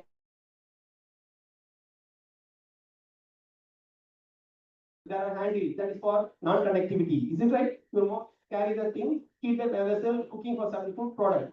You can find in the cooking vessel panel there is a product, what you call the inner bottom is coated with completely blackened. Nowadays you can see. Is it clear? What is the use? It can able to completely reflect all the radiation totally internally, make it food to very cook fast. Very that is the thing. Another you can see the bottom plate is copper. Copper is a good conductor of heat.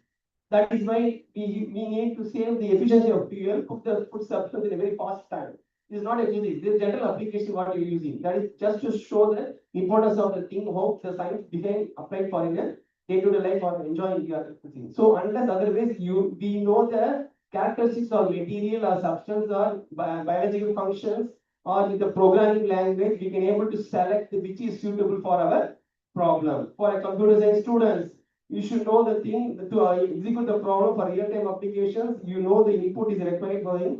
What are the number of inputs are required, and that input should be well organized, and the missing data should be very clean. That's the role of data engineer. Finally, that should be fed up to the machine learning. Next stage. But we cannot give the machine learning directly to the thing. And what is the type of your problem? What is the core objective of the thing? And what is the nature of the input? Based on the thing, we have to select which type of machine learning model. I have given stressing the importance of convolutional neural network. Deep learning neural network is a very prominent one for analyzing the image pattern recognition, mainly used medical cancers. Such a complex pattern of images can be well identified, fine tumor can be identified. That is why I use the term what we call as TensorFlow, PyTorch as a two library, Python library, which can able to fix the data and execute the thing. So there is no separate program to be written from the scratch to execute the thing. You can directly give the input to the thing, wherever the parameters to be applied, which model can be applied, and finally what is the output.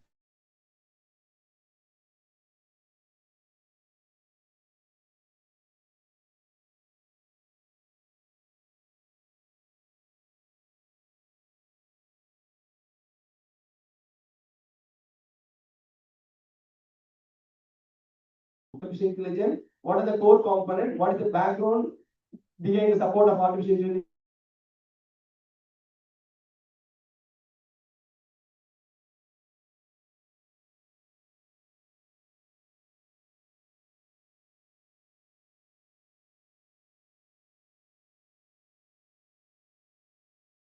is it right? How far it can reach depends on the force I'm giving initially. If I throw with the very force, it can travel a longer distance. The common thing, because there's no concept of physics required. Is it clear?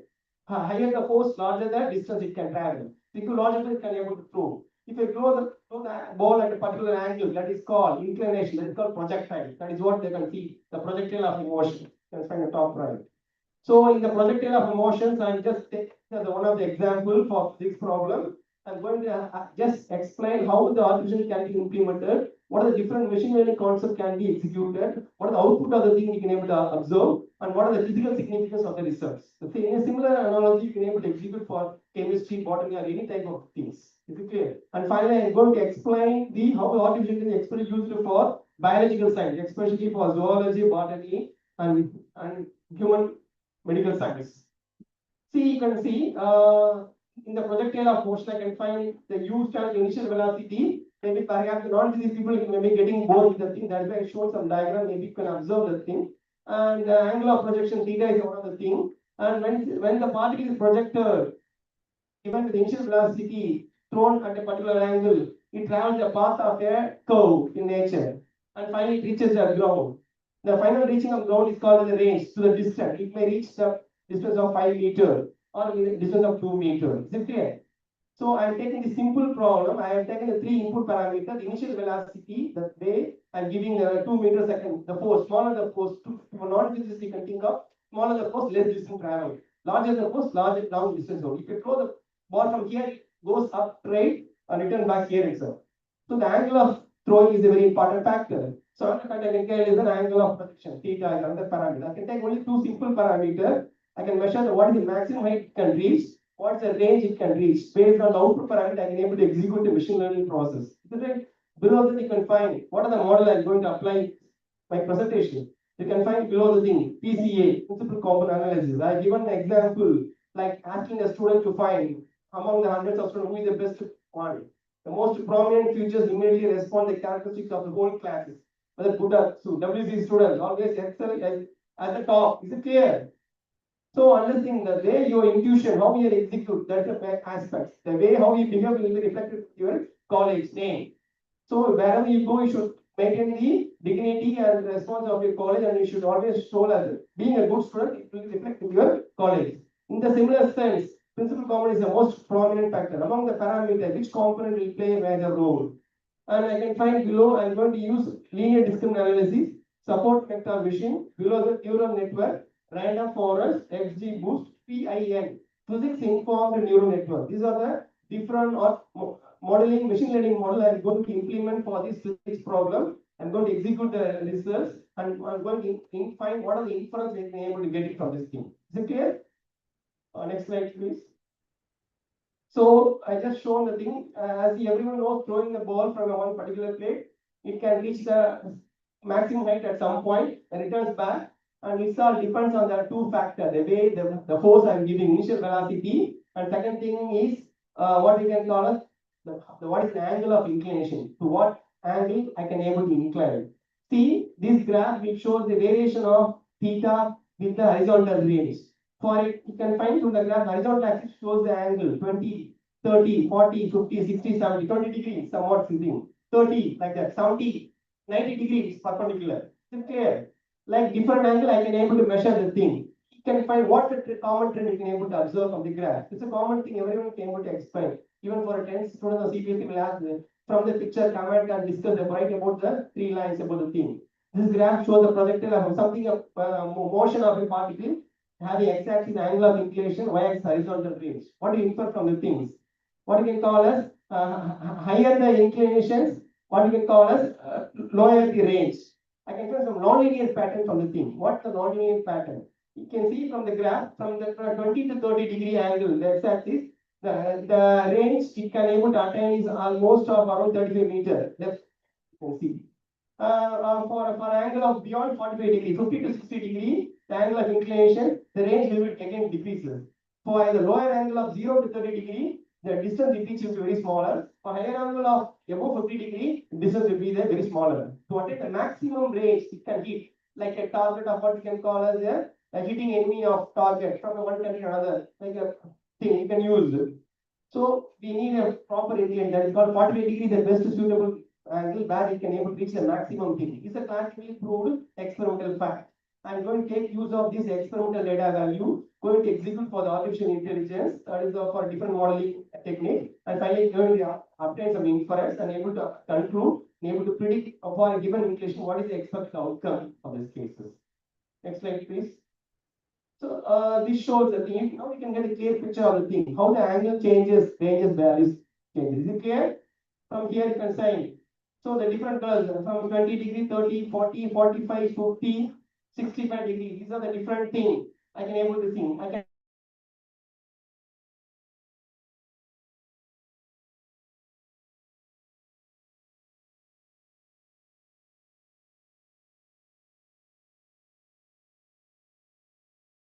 be measured, and the input given is an initial velocity u and angle of increase the two parameters. They are given the two input, they are measuring two output. They're going to implement for a artificial intelligence.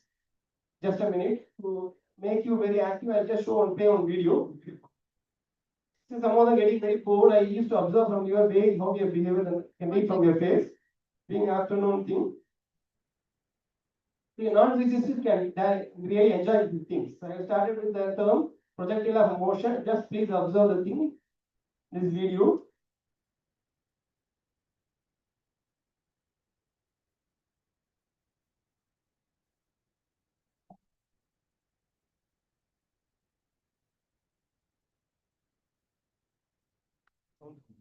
This video will show how the projectile of motion.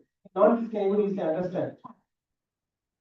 In this video, we try to find the maximum power, the total time of the project motion, and Just see the maximum height, total time, range of the three parameters to be taken for projectile of motion. You can just observe. projectile motion is one of the subjects that most students study physics find the challenging. In this video, we try to find the maximum height, the total time of the projectile motion, and the range, like the surface. Remember, projectile motion is not one question. It's two questions combined. Let me explain. It's a motion that includes horizontal and vertical motion together. In horizontal motion, we have some kind of equation. In vertical motion, another. They are independent from each other, except time. Time passes the same for both of them. Let's get started with the initial velocity. At the beginning, initial velocity can be divided in two parts. The horizontal component ux and the vertical component uy. Horizontal component is u cosine theta and vertical component u sine theta. So we don't have only one initial velocity. We have it in two Just dimensions. pause for a moment. So I can observe silent audience when I can find the animations with the sound and noise, because human mentality will be more attractive with both sound and pictures. Is it clear? So that sound and pictures can be well resolved with the technique called convolution neural network, a deep learning neural network. Maybe computer will know the things. The complex data can be well resolved. Being a time is a limited one, I just keep out this video. Please, you can just enjoy later on and just leave it to your convenience. Just move on.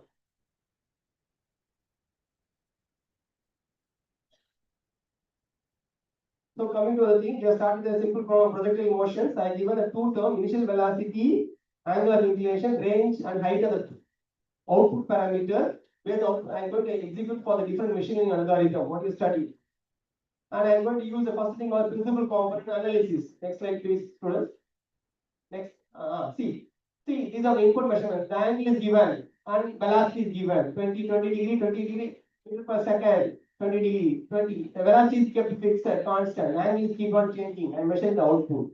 Is it clear? So after giving training this model, I'm going to give it to the Python to run the problem. I can use a simple model of what you can call as a nonlinear regression aspects. I can use a methodology what you can call as scikit-learn, NumPy are the basic libraries can able to run for mathematical operation. And after this, I can after training the sample for running the Python, I can able to give what is the output of range for given a 50 degree, give 30 meters. As I told, higher the angle, lesser the range. By classical line obeys. That's why this artificial is very suited for practical applications. So this is a very experimental one we can able to do, but I cannot run this experiment for higher range. If you want to throw the ball and incline 30 degree to reach a 500 meter or 5 meter or 5000 meter, is it possible? I have to make a special device to make a high post to make it target to reach the thing. That means hitting a target of enemy. Nowadays war is going on. You can see. So that precisely measured, you can able to monitor, just placing a satellite in particular oriented orientation. These are the things what we can call which cannot be run by classical experiment, but we need a simulation. For other simulation, we need to train large number of data. That like a similar way what we're giving. I just showed only a simple example how this data can be executed, what simulation should be output. Next slide.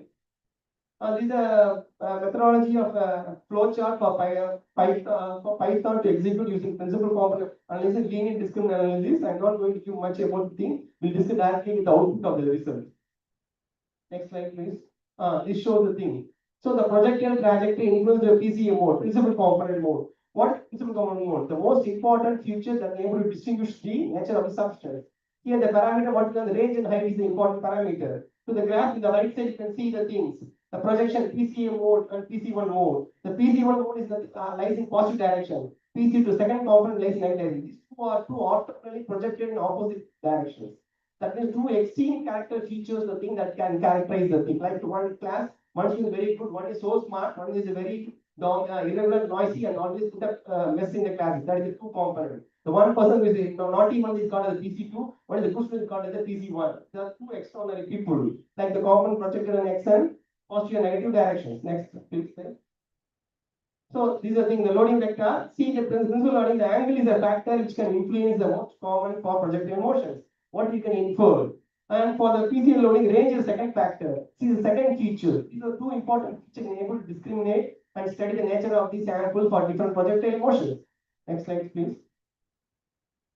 So how the PCA model increases the path. So the for angle of 30 degree, PC1 principal count will be very low. So what we can infer from the thing? So the height is very low, short flight. So this principal component will not be, we suppose some loss in signal for a lower angle degree from 0 to 30 degree. And for higher angle degree, the range is the one parameter we can find some error. So this simulation experiment will have suppose some error that we can found from the thing. For higher angle range will have some error of plus or minus 0.5 or 0.1 meter. For lower angle, the height may influence the error factor. That should be corrected later on with the concept what we can call as physics informed neural network. See, or what is the information increasing in PZ, higher the longer the thing. So that moving from 30 to 40 degree, we are able to find the discrimination of the thing, the features. Next slide. So this shows the clustering of samples. The blue color shows the range measured, output measured range, and the orange color shows the height measured for the different angle of inclination. These are clearly separated when we execute with the principal common analysis model in a Python model for a classical experiment, which is given as an input. This shows the picture representation how the data has been completely segregated. You can similarly apply for in a botany for growth of a plant, other things, stem, petiole, leaf structure, veins, other parameters can be inputted for different days, how they changes.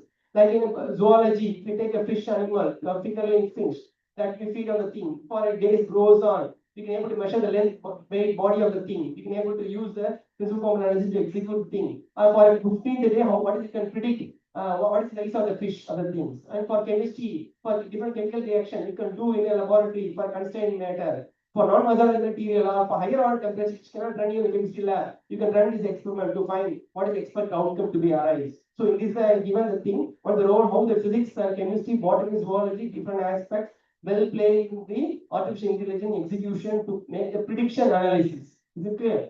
Next slide, please. So this was the segregation of linear discriminant within the class, which is good.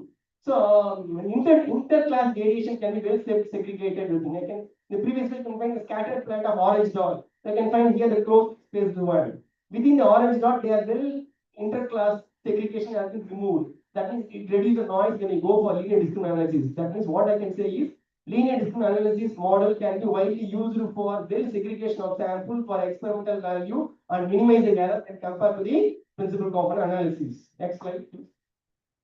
This is a support vector machine model. I just shown the various typing model that shows segregation, the boundary region. What you infer from the graph along the boundary of dot line. If more samples are clustered with thing, I can find some non-uniformity or homogeneous nature of the sample. If they are well segregated the thing, I can say the results of data are very clear, distinct, error-free output. You can able to control. This model is ideally suitable for prediction analysis. Next slide, please. So this is the next model, what we can call as a random forest decision tree. These are the other machine learning model can be used based on the nature of input, accuracy of the output, and predictions. You can see the name itself shows decision tree, design, good or bad. Okay, next. So if I have given only one task, yes sir, say again. Only the person who says yes has to be seated on the left. No, has to leave the class. If you are interested, say yes, be seated. No, you can leave. That's the two decision. No, that is not the, there are other factors to be considered. That is why we can use called decision tree pattern. In that projectile motion, I can see I can start with the range is a one of the parameter. If the range is what we can call as range is high. See what the output should represent is max. If it yes means then we can take next factor. What about the height?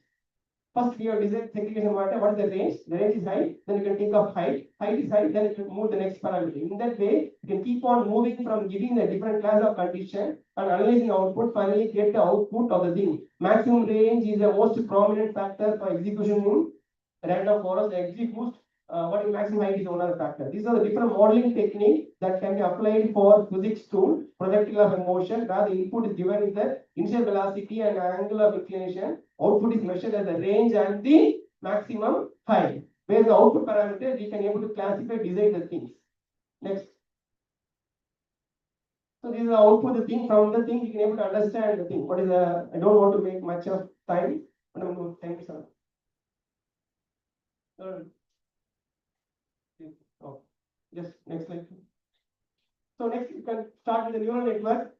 It is a neural network. What the human brain has. Human is a complex neural network, neurons interconnected with the nodes. That means this machine learning model, what it has, will analyze the non-linear data functions and find each and every kind of weighted component of the results can be taken as the input for the next successive progression. Next slide, please. These are various parameters. I just leave this in the next slide. Next. Physics informed neural network. I just so far we are talking about artificial intelligence. The computer science will play a major role. For that, we need a support of mathematics and statistics. That is statistical science, data science in a very proper manner.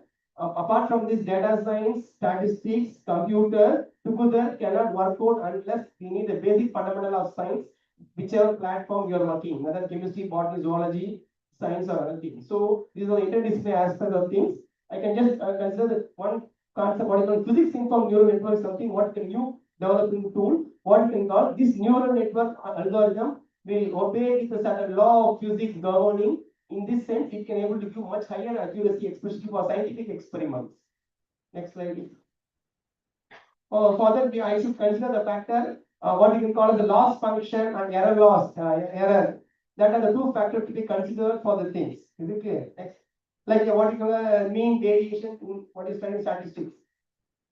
So this shows the clear idea of what is the superiority of physics informed neural network, how it is false. You can see from the diagram. The blue line will show the classical measurement of the results, and orange, green line will show what you call physics informed neural network. Orange shows the machine learning predictions, and dot the small circle shows the machine learning. I have measured the data experiments, have given input to the three different models. What we can call as the classical experiments, machine learning model, convolutional neural network, physics informed neural network. Among the things I can find from the green color curve which lies in between the classical formula and measured one. So it lies within the range of the thing, thereby it minimizes error. That is why I am stressing the point of physics informed neural network will play a vital role in artificial intelligence to have a better accuracy in error. Next slide, please. Next. Keep it move to the. Being a time very short, two minutes. Next one. Last one.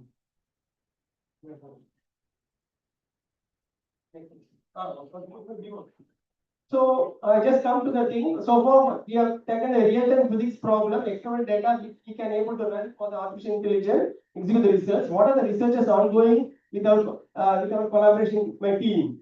This is one of the part of artificial intelligence machine learning tool we executed for a human thyroid sample, which is under review in Computer Biology and Medicine Journal. It is a part of international research collaboration. We executed with the Defense Military Hospital, Mexico.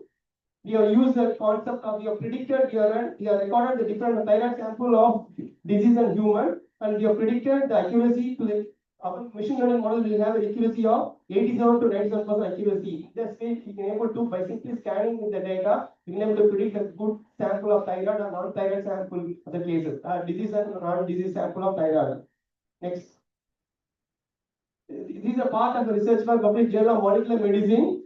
In 2024, it's another part of machine learning they implemented for a physics man with the biological concept with the application of medicine. It has been published 2024. Just know the importance of interdisciplinary. No one is a good. You should not say I am physics, I am a chemistry. You should not talk. I am botany, I am super. And zoology, I am extreme. And computer science, very extreme people, superior to other people. You should not say like this. Interdisciplinary will play vital role in execution of real-time research analysis. That's a proven record. Export.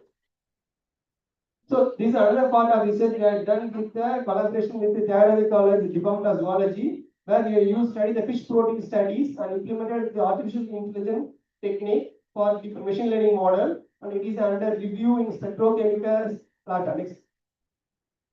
So these are the ongoing researches we are executing with the physics with a different discipline or domain. From the top, right, I can find bacteria.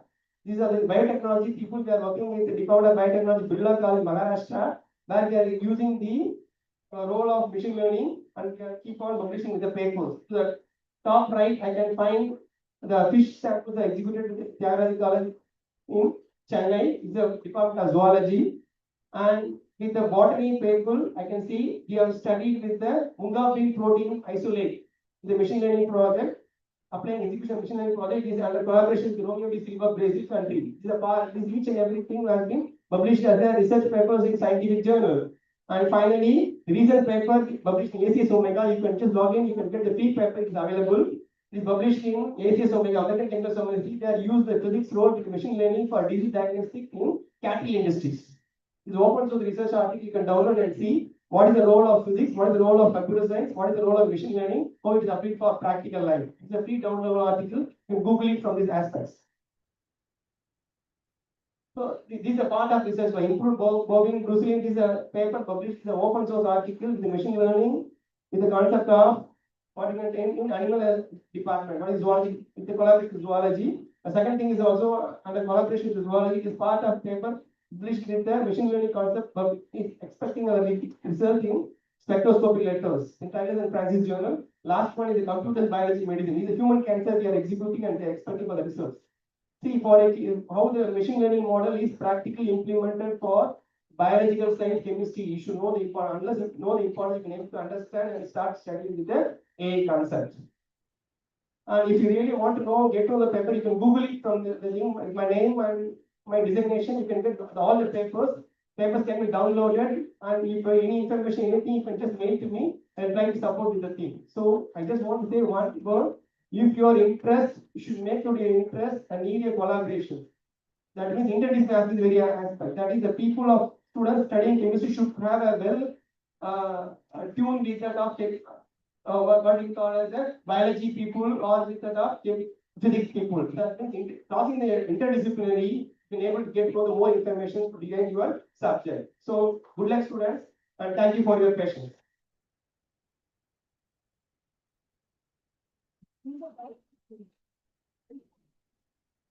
Any questions?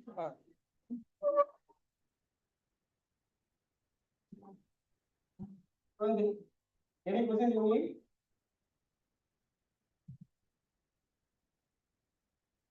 Kindly remain silent, please. If anyone has any queries, please ask, sir.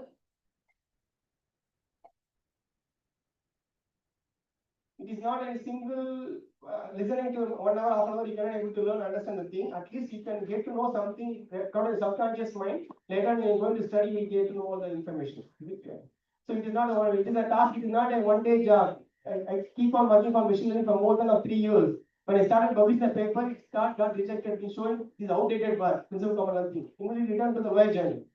So to learn the concept of machine learning, it took me for more than 3.5 years as a physicist. I need to get support of computer science. I need to find where are the biology aspect arise. I need to support the people of Mexico people. And finally, we somewhat struggle to get to the people to get submitted the thing. And finally, it is told this concept is already outdated. Move for a convolutional neural network. Now you just keep on studying the thing. When I keep on studying, I came to know physics informed neural networks is another concept just currently going. Maybe for another 1 or 2 years, you can get my paper for the things. You can simply Google it from the my name is you can get all the papers available. It's freely available. Okay. The major is physics, like how did you get into research and publishing research papers that is connected to biology or botany? Good. So I just start beginning the I'm a physicist by nature. I have studied the physics. I am working in department of physics, taking classes of physics, but it is not the main aspects. So I'm going to make use of the physical concept to apply for interdisciplinary. When my guide told me you cannot fix it in one domain, when you cross your domain, when you move to other direction, other side of the sea, you can know what is the plus or minus. When you move to other column, you know what is the plus or minus of the sea. So when you cross your domain, you can make use of your concept again. Your domain can be shared with the secondary domain. That way you can able to exchange ideas to give the new output. All applications are nearly obtained only by interdisciplinary aspects. But some of them are the hidden thing. You can find many people are thing. But many formulas designed will be for mathematics people are designed in physics. So interdisciplinary is a very important aspect. You cannot report the thing. If you want to do research other thing, from now on try to have a good friend with a good student from other departments studying botany, chemistry, other things. They'll get to try to speak with you in a lecture time during travel time, try to gather some information, sharing the information. This way you can able to exchange ideas to get the concrete output. All research is nothing but researching existing idea. For real-time application, you have to cross the boundary. That is why you should always take an intuition to study the thing. Never stick on frame like a horse, focusing on your field of study as a chemistry students or botany or computer science or data engineering.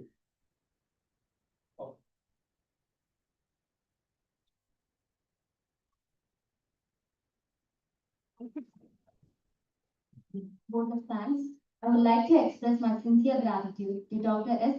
Karthikeyan for the insightful talk on artificial intelligence in physics, applications, impact, and fundamental understanding. The session provided valuable perspectives and greatly enhanced our understanding of the role of AI in physics. Once again, we would like to thank you, sir, for generously sharing your expertise and insights with us. Thank you. I request all the participants to stay alert for the announcements.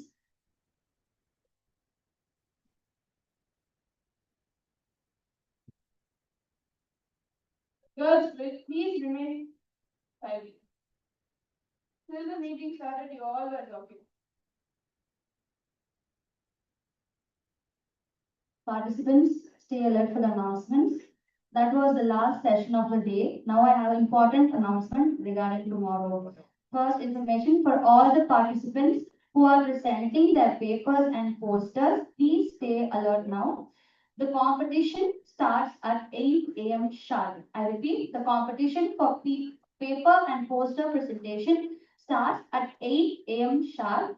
All the participants are requested to come to the same venue tomorrow and get yourself registered outside. The registration will begin from 7:45 and will be open only till 8. So please come sharp and get yourself registered, and then you can move to your venue where you will be presenting your works. The venue will be intimated shortly. I repeat, the poster and paper presentations will begin at 8 a.m. tomorrow. Registrations begin from 7:45 a.m. Please come to the same venue outside Bertha. You can get yourself registered and then move to your venues sharp at 8. Now we have more announcements from Dr. Jansi Malan. Presenters, both paper and poster, kindly listen. Now those who have not submitted your posters or your presentations are going to be displayed here. Your names, title, department is going to be displayed. Kindly check whether your names are given in the document that is displayed on the screen if you have not submitted. In case your names are here and you've already submitted, kindly come to us and ensure that your name has been removed from here.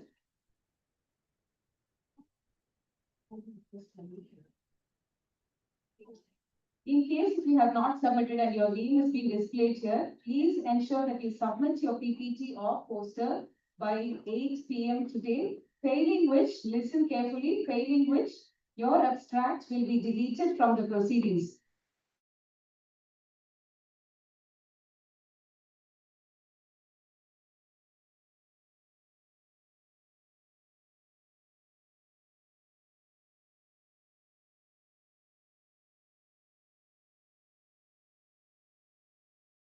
At that time and ask us to allow us to present. It will not happen. Kindly ensure that you submit your posters or your PPTs before 8 p.m. today. Okay, just go up and down once again. There are two presentations. There is number 47, Jashwin Divya Kriba Jennifer. Hold up. Number 57. Number 57, Veda Varshini Soumya. I think you had submitted recently and your name will be deleted from there. So all the others whose names and the titles are displayed, stay alert. Try to submit it today by 8 p.m. Yes? Thank you.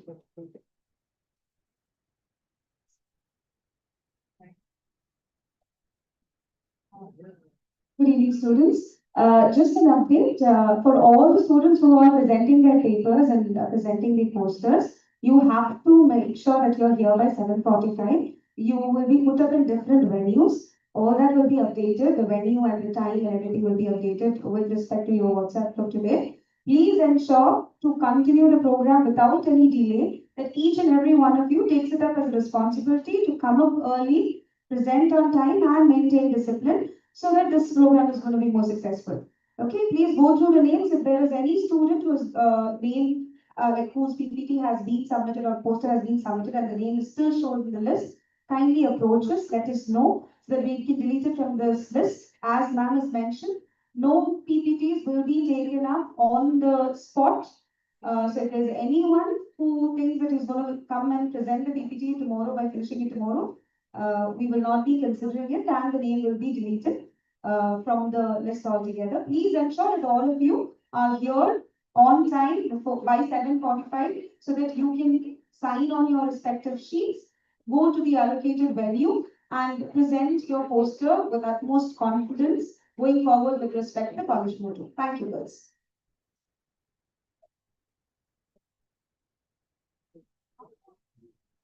Final announcement. I request participants from outside Women's Christian College to please step towards my left-hand side to this corner for 5 minutes. We would like to take down your details for the certificates tomorrow. All presenters and for paper as well as poster from outside Women's Christian College, please step forward towards my left-hand side, towards this corner for 5 minutes to give your details for the certificates.